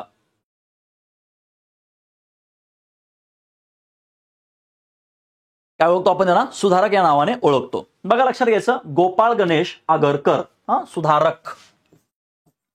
कुठल्या नावाने ओळखतो त्यांना आपण, सुधारक या नावाने ओळखतो बघा. का बरं ओळखतो, कारण त्यांनी वृत्तपत्र काढलं बघा, म्हणून यांना सुधारक या नावाने ओळखतो. आता पुढे आपण बघणार आहे गोपाळ हरी देशमुखांना आपण लोकहितवादी म्हणतो बघा. लक्षात द्यायचं, आपल्याला बऱ्याचदा कळत नाही. आपण गोपाळ हरी देशमुख यांना आपण लोकहितवादी म्हणतो, कारण ते नेहमी काय करायचे, लोकांचा विचार करायचे, त्याच्यामुळे यांना लोकहितवादी म्हणतो. आणि गोपाळ गणेश आगरकरांना आपण सुधारक म्हणतो. आता बघा, गोपाळकृष्ण गोखले, गोपाळ हरी देशमुख, गोपाळ गणेश आगरकर, गोपाळ बाबा वलंकर, 4 गोपाळ एकत्र आले बघा. आणि 4 गोपाळ एकत्र आले की आपल्या डोक्याचा गोपाळकाला होऊ शकतो. ठीक आहे, त्याच्यामुळे समजून घ्यायचं की कोणाला काय म्हणलं जातं. गोपाळ बाबा वलंकर पहिले दलित पत्रकार आहेत, बरोबर आहे. नामदार गोपाळकृष्ण गोखले, ज्यांना भारताचा विरोधी पक्ष नेता असं म्हणलं जातं. क्लिअर आहे. त्याच्यानंतर गोपाळ हरी देशमुख, ज्यांना लोकहितवादी म्हणलं जातं. गोपाळ गणेश आगरकर, ज्यांना सुधारक या नावाने ओळखलं जातं. त्यांनी जे काही कार्य केलंय ना, त्या कार्यामुळे त्या व्यक्ती फेमस आहेत बघा. लोकांचा सतत विचार, लोकहितवादी, बरोबर आहे का. पहिले दलित वृत्तपत्रकार गोपाळबाबा वलंकर, आगरकरांनी सुधारक वृत्तपत्र केलं, सुधारक, संपला विषय. हे असं जर का लक्षात ठेवलं तर ते लवकर लक्षात राहील तुमच्या. वडून ताणून अभ्यास करायचा नाही, मनावरती लक्षात यायचं. मी माझ्या भाषेत सांगतो, आपल्या मनावरती बघा, आपल्या मनावरती वैचारिक रेप करून अभ्यासाला बसायचं नाही. सगळ्यात महत्वाचा रूल. मराठीमध्ये एक म्हण आहे बघा, आपल्याकडे असं बोललं जातं की मारून मुसलमान करणे. त्याचा अर्थ काय होतो? जबरन एखादी गोष्ट. तसं हे पाठ करायच्या भानगडीत पडायचं नाही, हे जरा समजून घ्या, कन्सेप्च्युअली समजून घ्या. सुधारक नावाचं वृत्तपत्र केलं म्हणून त्यांना आगरकरांना सुधारक असं म्हणतात. सतत नेहमी ते लोकांचा विचार करायचे, लोकांच्या हिताचा विचार करायचे म्हणून त्यांना लोकहितवादी म्हणतात. मग देशमुख हितवादी, बरोबर आहे का? देशमुख हितवादी, लोकांचे देशमुख, आणि दुसऱ्या बाजूला आगरकरांचा सुधारक किंवा सुधारकांचे आगरकर. कसंही म्हणा तुम्ही, काही करा. आला विषय लक्षात? मनावरती वैचारिक अटेम्प्ट टू रेप करण्याचा प्रयत्न करायचा नाही. ठीक आहे? हा. कार्यकाल बघा काय आहे. कार्यकाल काय आहे म्हणजे लक्षात घ्यायचं, 14 जुलै 1856 ते 17 जून 1895. बघा लक्षात घ्यायचं, कार्यकाल काय यांचा? 14 जुलै 1856 ते 17 जून 1895. बघा, मी तुम्हाला आता एक शब्द बोललो बघा, की मनावरती काय करायचं नाही, वैचारिक रेप करायचा नाही. आता वैचारिक रेप म्हणजे काय असतं सर? हे कन्सेप्ट तुम्हाला माहिती नसेल. वैचारिक रेप म्हणजे काय? प्रमाणाच्या बाहेर डोक्यात विचार येणं. हो, प्रमाणाच्या बाहेर डोक्यात विचार येणं. मग मी एवढं कधी पाठ करू, मग माझ्याकडून होणार आहे का? 100% होणार आहे. तुझ्याकडून होणार नाही तर कुणाकडूनच होणार नाही. आला विषय लक्षात? त्याच्यामुळे जे आपण कार्य करतोय त्याच्यावरती काय करा, पूर्णपणे विश्वास ठेवा आणि डोक्यामध्ये प्रमाणाच्या बाहेर विचार करू नका. आला का विषय लक्षात? त्याला आपण काय म्हणतो? वैचारिक रेप असं म्हणतो. येतो विषय लक्षात? चलो. कार्यकाल 14 जुलै 1856 ते 17 जून 1895 पर्यंतचा आहे बघा. जन्म ठिकाण आहे यांचं टेंभू, तालुका कराड, जिल्हा सातारा. याच्यावरती आयोग तुम्हाला प्रश्न विचारतो बघा. आयोग बऱ्याचदा आपल्याला समाज सुधारक आणि त्यांचं जन्मगाव किंवा जन्म ठिकाण याच्यावरती प्रश्न विचारू शकतं. प्राथमिक शिक्षण यांचं कराडमध्ये झालं बघा. त्याच्यानंतर मॅट्रिक झालं त्यांची, अकोल्याला मॅट्रिक झाली बघा. आता लक्षात घ्यायचं, अकोल्याला का बरं यांची मॅट्रिक झाली? कारण अकोल्याला मॅट्रिक होण्यापाठीमागे लक्षात घ्यायचं, त्यांचे मामा त्या ठिकाणी होते बघा. कोण होते? मामा होते. मामाचं नाव होतं सदाशिवराव भागवत. मामा, मामाचा गाव मोठा, मामा सदाशिवराव भागवत. आज मामा काय व्यवस्थित राहिला नाही बाबांनो. सदाशिवराव भागवत. मामा का व्यवस्थित राहिला नाही? मामाकडे मुलगी आहे, मामाकडे मुलगी आहे ना, बरोबर आहे का? लक्षात घ्या. असो, आता बघा, मॅट्रिक कुठे झाली? अकोल्याला. यांचं प्राथमिक शिक्षण कराडमध्ये झालं, पण मॅट्रिक कुठे झाली? अकोल्याला झाली. कारण ते मामाकडे गेले होते, घरची परिस्थिती हालाकीची असल्यामुळे ते तिकडे गेले आणि तिकडे मग त्यांनी वराड समाचार या वृत्तपत्रामध्ये देखील लेखन केलं बघा. जिवंतपणे स्वतःची प्रेतयात्रा पाहावी लागणारा एकमेव समाज सुधारक आहे बघा. जिवंतपणे स्वतःची प्रेतयात्रा पाहावी लागणार म्हणजे यांनी समाजामध्ये असणाऱ्या ज्या काही अनिष्ट चालीरीती रूढी परंपरा आहेत यांच्या विरुद्ध त्यांनी आवाज उठवला आणि आवाज उठवल्यानंतर या समाजामध्ये असणारे जे काही सनातनी लोक आहेत या सनातनी लोकांनी यांचा पुतळा केला आणि त्या पुतळ्याला त्यांनी काय केलं की ज्या पद्धतीने आपण दहन द्यायला करतो बघा, म्हणजे दहन ज्या पद्धतीने आपण करतो, म्हणजे जशी प्रेतयात्रा जी आहे ही प्रेतयात्रा चौघांच्या खांद्यावरती त्यांचे ते काही प्रतिकात्मक एक पुतळा तयार केला होता आणि तो पुतळा त्यांनी काय केलं, त्याचं पूर्णपणे यात्रा काढली होती बघा. म्हणून लक्षात घ्यायचं आणि ही त्यांनी बघितली, म्हणून जिवंतपणे स्वतःची प्रेतयात्रा पाहावी लागणारा एकमेव समाज सुधारक आहे. लक्षात घ्यायचं. म्हणजे किती सहन या लोकांनी त्रास सहन केला असेल त्या काळात, लक्षात घ्या. म्हणजे सनातनी प्रवृत्ती लोकांना त्यांनी पूर्णपणे काय करायचा, विरोध करायचा. किती खूप खतरनाक काम आहे नाही का? आणि मग त्यांनी आपल्यासाठी जर का चांगलं कार्य केलं असेल, लक्षात घ्यायचं, आज आपल्याकडे सगळ्या सोयी सुविधा आहेत, तर आपण किती ऍक्टिव्ह असायला पाहिजे. आपण तरुण तडपदार सळसळत्या रक्ताची व्यक्तिमत्व आहेत आपण. आपल्यामध्ये किती ती मोठ्या प्रमाणामध्ये आग पाहिजे नाही का? मग ह्या व्यक्तीने त्यावेळेस जर का एवढं सहन केलं असेल तर आज आपल्याला एका ठिकाणी बसून अभ्यास करून पद घ्यायला काय अडचण आहे बरं? असं जर काय आपल्याला करायला जायचं नाहीये, बरोबर आहे. यांनी जे काही कार्य केले त्याचाच फक्त आपल्याला अभ्यास करायचा आहे. फक्त काय करा ना की कुठलाही विषय, खास करून इतिहास विषयाचा अभ्यास करत असताना आहे ना, तो इतिहास डोळ्यासमोर आठवायचा प्रयत्न करा. मग ते कराड शहर कुठे आठवायचा प्रयत्न करा. आता त्या भागातील जी लोक नसतील त्यांनी फक्त कराड शहर आठवायचा प्रयत्न करा. XYZ असेल शहर असेल, त्या ठिकाणी ते शिकले असतील, मग त्यांची ती प्रतिकात्मक, जसं पिक्चरमध्ये आपल्याला पास्ट दाखवलं जातो ना, पिक्चरमध्ये पास्ट तसा डोळ्यासमोर उभा राहायला पाहिजे. 100% इतिहास विषयाला मार्क मिळणार. तुमचा गोड गैरसमज दूर करून टाकतो. फक्त बॅच जॉईन करा. आला का विषय लक्षात? आणि जर समजा बॅच जॉईन करताना कोणाला काय अडचण असेल किंवा जेन्युइन, बरं का लक्षात घ्या, जेन्युइन अडचण कोणाला काय असेल तर तुम्ही मला बोलू शकता. आपण याच्यावरती काहीतरी करूया, मार्ग काढू काहीतरी आपण. 1878 मध्ये बघा लक्षात यायचं, BA ची पदवी घेतली डेक्कन महाविद्यालयातून. कुठून? डेक्कन महाविद्यालयातून. आता लक्षात यायचं, डेक्कन महाविद्यालयामध्ये प्रवेश घ्यायला यांना पैसे नव्हते. मग त्यांचे महाजनी नावाचे सर होते आणि महाजनी सरांनी त्यांना काय केले त्यावेळेस पैसे दिले बघा त्यांना. महाविद्यालयामध्ये येत आहे बघा, 60 रुपयांची मदत केली होती. डेक्कन महाविद्यालयामध्ये प्रवेश करण्यासाठी त्यांना पैसे नव्हते, लक्षात घ्या. आता गोपाळ गणेश आगरकरांना दोन व्यक्तिमत्वाने मदत केली. एक म्हणजे केरुनाना छत्रे, ज्यांना गणित पंडित असं म्हणलं जातं, आणि दुसरे म्हणजे महाजनी सर. ठीक आहे, बघूया आपण याच्यामध्ये. BA पदवी त्यांनी डेक्कन महाविद्यालयातून घेतली बघा. याच महाविद्यालयाच्या स्नेहसंमेलनामध्ये भाग घेऊन एकत्र हिंदू कुटुंब पद्धतीतील फायदे आणि तोटे निबंध लिहून त्यांनी 50 रुपयाचं बक्षीस मिळवलं. किती रुपयांचं? 50 रुपयांचं बक्षीस मिळवलं. बघा, भाऊदाजी लाड यांनी 600 रुपयाचं बक्षीस मिळवलं होतं. कशावरती? बालहत्येवरती निबंध लिहून. यांनी एकत्र हिंदू कुटुंब पद्धतीतील फायदे आणि तोटे याचा निबंध लिहिला आणि त्यांना 50 रुपये बक्षीस मिळालं. या महाविद्यालयामध्ये म्हणजेच डेक्कन महाविद्यालयामध्ये प्रवेश घेण्यासाठी महाजनी सरांनी 60 रुपयांची मदत केली. आता लक्षात घ्यायचं, नंतर हे MA पण झालेले 1881 मध्ये. बरोबर. आता काय झालं की महाजनी सर यांना शिकवायला होते, आणि एक दिवस काय झालं की गोपाळ गणेश आगरकर उशिरा शाळेमध्ये गेले, आणि उशिरा शाळेमध्ये गेल्यानंतर महाजनी सर त्यांना बडबडले आणि त्यांना सांगितले की तुझ्याकडून काय होणार नाही हे असलं सगळं. त्यावेळेस लक्षात घ्यायचं, शड्डू ठोकला. त्यावेळेस शड्डू ठोकला आगरकरांनी आणि सांगितलं की मी तुमच्यासारखा MA होऊनच दाखवणार, जर नाही झालो तर नाव बदला. हे त्यावेळेस चॅलेंज केलेलं आहे आगरकरांनी. आणि त्यावेळेस MA BA होणं नॉट ए जोक, लक्षात घ्या. शिक्षणाचा प्रादुर्भाव होता त्यावेळेस, आणि त्या प्रादुर्भावामध्ये म्हणजे शिक्षण नसताना देखील त्यांनी एवढ्या मोठ्या प्रमाणामध्ये हे सगळं केलेलं आहे. ठीक आहे, मग चॅलेंज दिलं बघा. आणि मग विद्यार्थ्याची या तळमळ बघून मग काय केलं त्या ठिकाणी, महाजनी सरांनी त्यांना 60 रुपये मदत केली. म्हणजे बघा ना की आयुष्यामध्ये ना, म्हणजे मला थोडंसं इमोशनल झाल्यासारखं वाटतंय की काही लोकांची परिस्थिती नसते. मराठीमध्ये कहावत आहे बघा, मराठीमध्ये एक म्हण आहे की ज्या लोकांना दात आहेत त्यांना चणे नाहीत, आणि ज्यांना चणे नाहीत त्यांना दात नाहीत. ज्यांच्याकडे चणे आहेत त्यांना दात नाहीत, ज्यांच्याकडे दात आहेत त्यांना चणे नाहीत. अशी एक परिस्थिती असते बघा. या लोकांचा जर का तुम्ही अभ्यास केला, थोडासा इमोशनली पण तुमच्यात जागरूक ठेवा.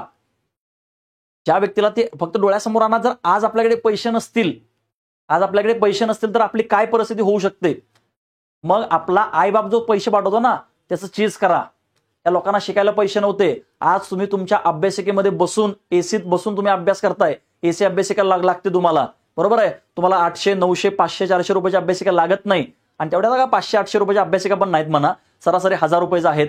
मग या अभ्यासिकेमध्ये तुम्ही एसीत बसताना अभ्यास करता, त्याची जाणीव ठेवा पोरांनो, जाणीव. 100% तुम्हाला पद आहे. आला का विषय लक्षात? 60 रुपयांची मदत केली ती बघा.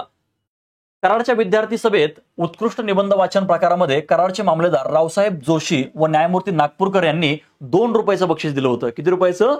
2 रुपयाचं बक्षीस. लक्षात घ्यायचं, 2 रुपयाचं बक्षीस त्यांना मिळालं होतं. ह्याच्यावरती आयोग तुम्हाला प्रश्न विचारतो बघा, आयडेंटिफाय पर्सनॅलिटीवरती. त्याच्यामुळे हे देखील आपल्याला माहिती असणं आवश्यक आहे. 1869 मध्ये मुन्सिफ कचेरीत त्यांनी नोकरी केली बघा. मुन्सिफ कचेरीमध्ये त्यांनी नोकरी केली. त्यावेळेस त्यांना न्यायमूर्ती नागपूरकरांनी 75 रुपयाची मदत केली. बाबा, विद्यार्थी होतकरू दिसतोय, याला भविष्यामध्ये काहीतरी करायचं आहे, म्हणून त्यांनी त्यावेळेस त्यांना 75 रुपयांची मदत केली होती बघा. आता 75 रुपये 60 रुपये बघून हे तुम्हाला हसू येईल, 2 रुपये 50 रुपये, तर लक्षात यायचं ही त्यावेळेस खूप मोठी अमाऊंट होती.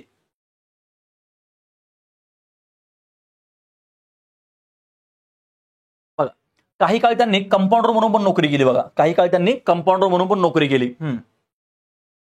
अकोला या ठिकाणी त्यांनी वराड समाचार या साप्ताहिकामध्ये 6 महिने लेख लिहून दरमहा 5 रुपये पगारामध्ये नोकरी केली. यस, वराड समाचारमध्ये. आता वराड समाचार हे अकोल्यातून प्रसिद्ध व्हायचं, आणि मग ते कुठे गेले होते? मामाकडे गेले होते, कारण घरची परिस्थिती हालाकीची होती. बरोबर आहे.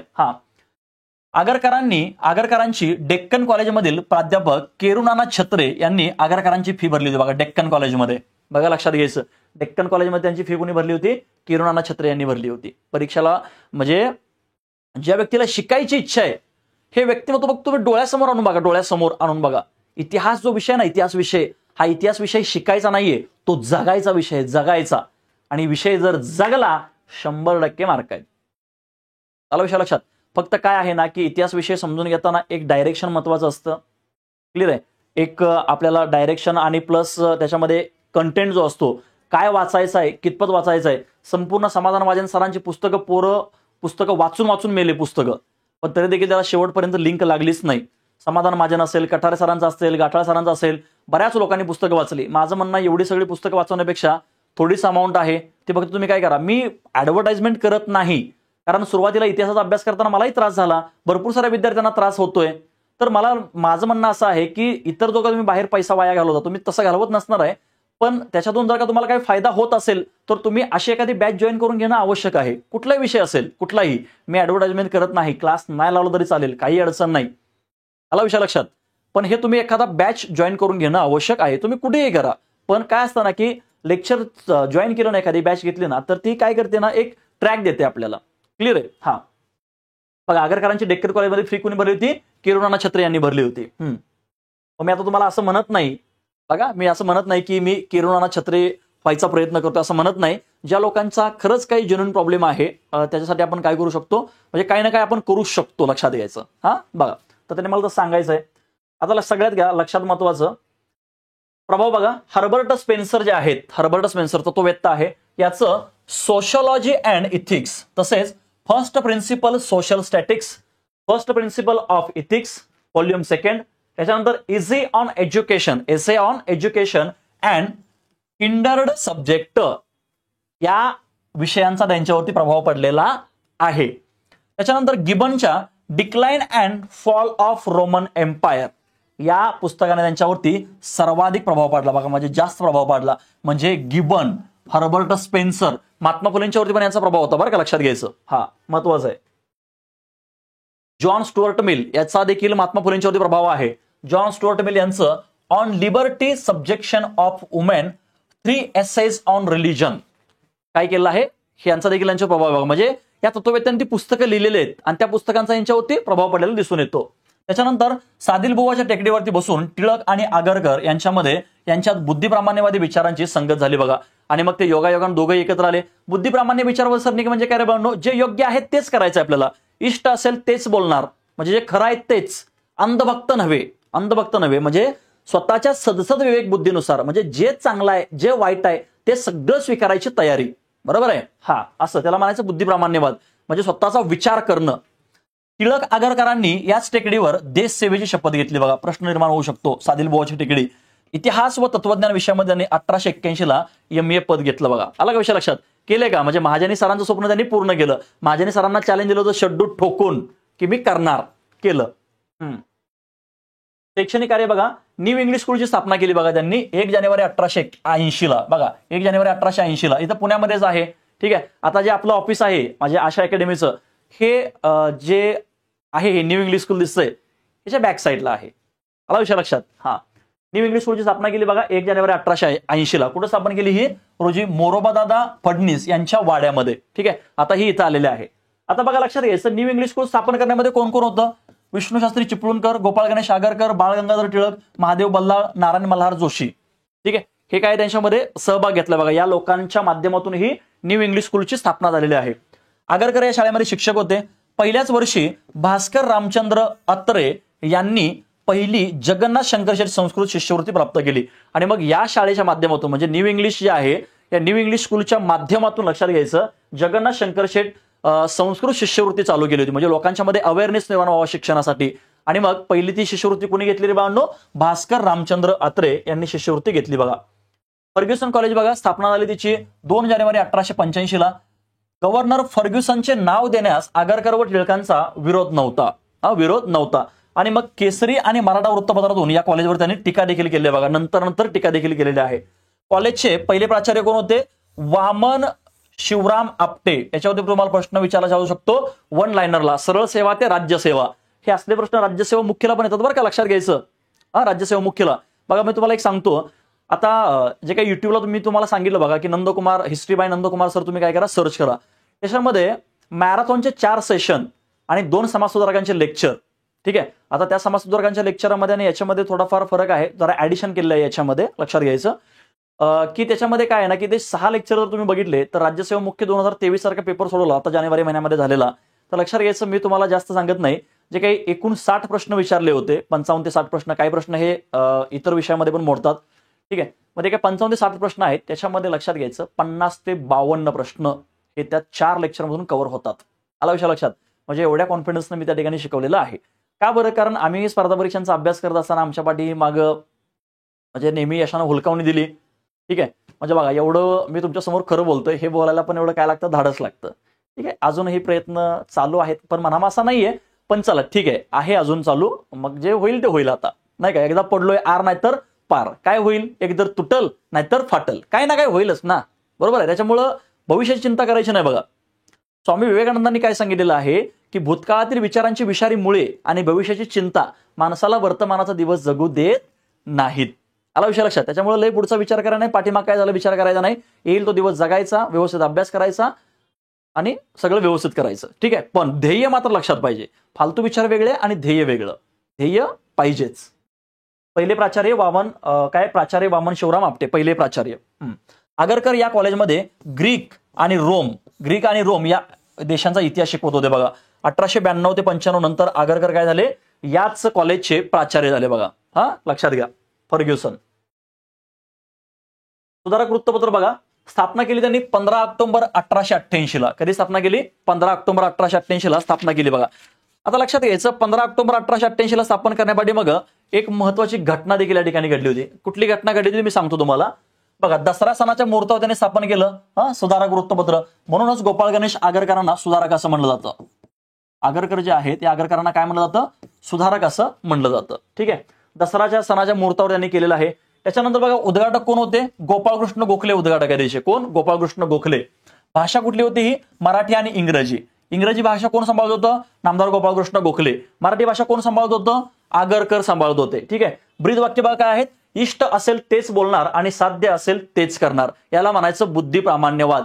म्हणजे इष्ट असेल तेच बोलणार, जे खरं आहे तेच बोलणार आणि साध्य असेल तेच करणार. साध्य असेल तेच करणार म्हणजे जे मला झेपतंय तेच मी करणार आणि जे योग्य आहे तेच मी बोलणार. हेच वाक्य, ब्रीद वाक्य सुरुवातीला लक्षात घ्यायचं केसरी वृत्तपत्राचं होतं बघा. कोणाचं होतं? केसरी वृत्तपत्राचं होतं, ठीक आहे. बघा, मग आता लक्षात घ्यायचं सुधारक वृत्तपत्र त्यांनी का स्थापन केलं, सुधारक वृत्तपत्र का स्थापन केलं हे आपल्याला बघायचं आहे. आता लक्षात घ्यायचं सगळ्यात महत्वाचा मुद्दा आहे इथला 25 ऑक्टोबर 1887 मध्ये. बघा, समजून घेऊया थोडंसं. हे जे काही केसरी वृत्तपत्र आहे, या केसरी वृत्तपत्राचा 25 ऑक्टोबर 1887 ला यांनी काय केला?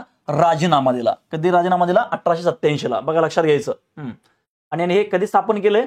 हे स्थापन केल्याने 1888 ला. बघा, लगेच पुढच्या वर्षी. आता लक्षात घ्यायचं, हे जे आहे हे केसरीचा त्यांनी राजीनामा का दिला बरं? कारण लक्षात घ्यायचं या ठिकाणी एक प्रकरण घडलं होतं. आता ठीक आहे की आपण अजून एक प्रकरण याला संबंधित आहे की लोकमान्य टिळक आणि गोपाळ गणेश आगरकर यांच्यामध्ये सामाजिक सुधारणा आधी की राजकीय सुधारणा आधी यांच्यावरून खूप मोठ्या प्रमाणामध्ये मतभेद निर्माण झाले. आणि मतभेद निर्माण झाल्यानंतर यांनी काय केला? केसरीचा राजीनामा दिला, बरोबर. आता लक्षात घ्या, त्याच्यामध्ये अजून एक गोष्ट घडली होती बघा की रखमाबाई प्रकरण महत्वाचं आहे इथलं. लक्षात घ्या, काय आहे? रखमाबाई प्रकरण. रखमाबाई प्रकरण काय होतं? रखमाबाई प्रकरण, रखमाबाई आणि दादाजी हे दोघं काय होते? नवरा बायको होते, ठीक आहे. आणि मग त्यावेळेस कोर्टाने या दोघांची केस कोर्टामध्ये गेली होती. आणि दोघांची केस कोर्टामध्ये गेल्यानंतर न्यायालयाने असा निर्णय दिला होता की नवऱ्यानं जे काही केलंय ते बायकोनं सहन करायला पाहिजे.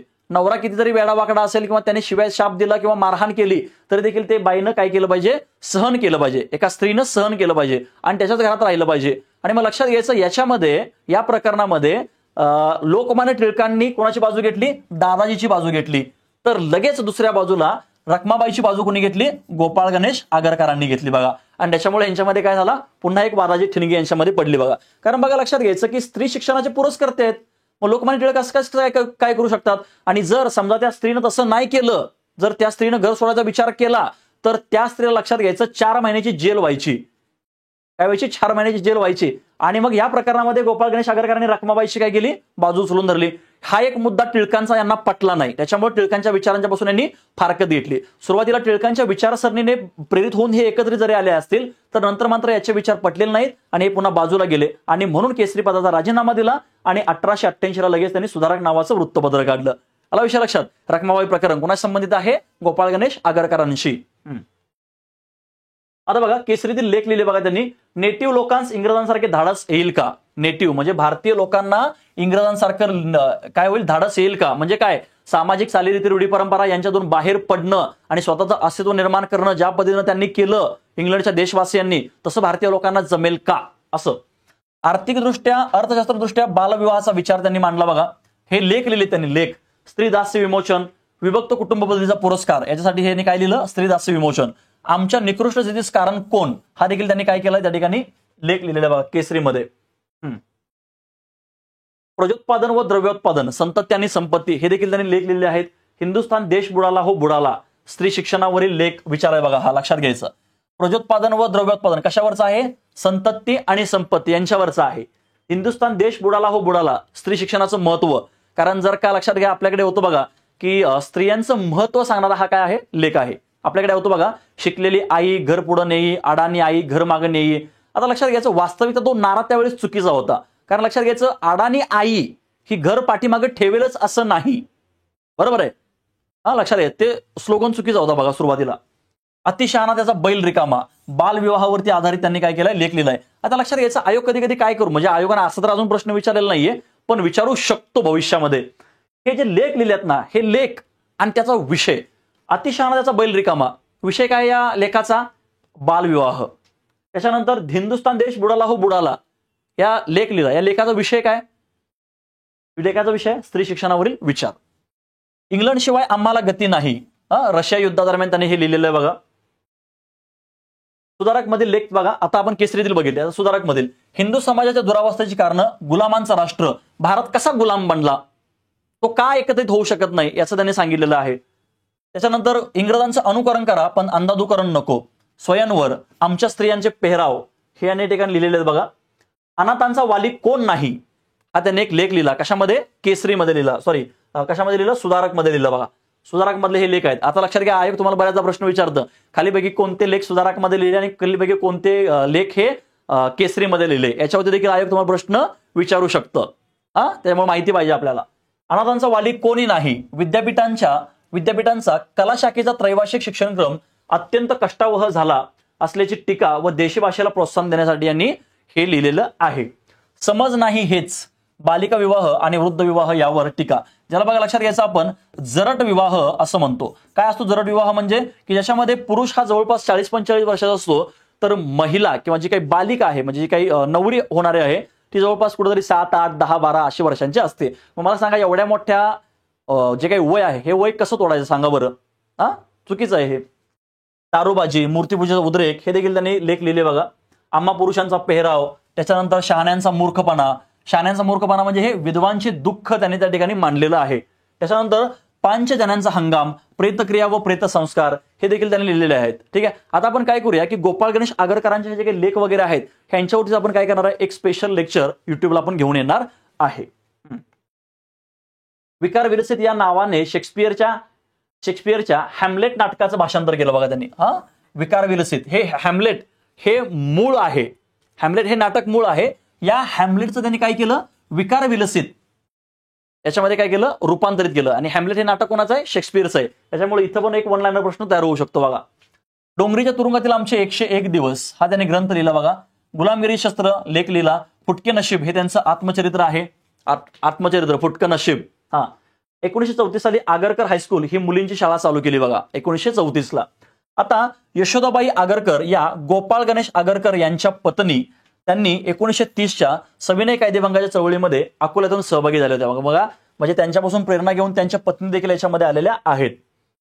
गोपाळकृष्ण गोखले काय म्हणतात बघा यांच्याबद्दल, विद्वान पंडित, देशभक्त, निर्भय, शक्तिवान पुरुष म्हणजे आगरकर.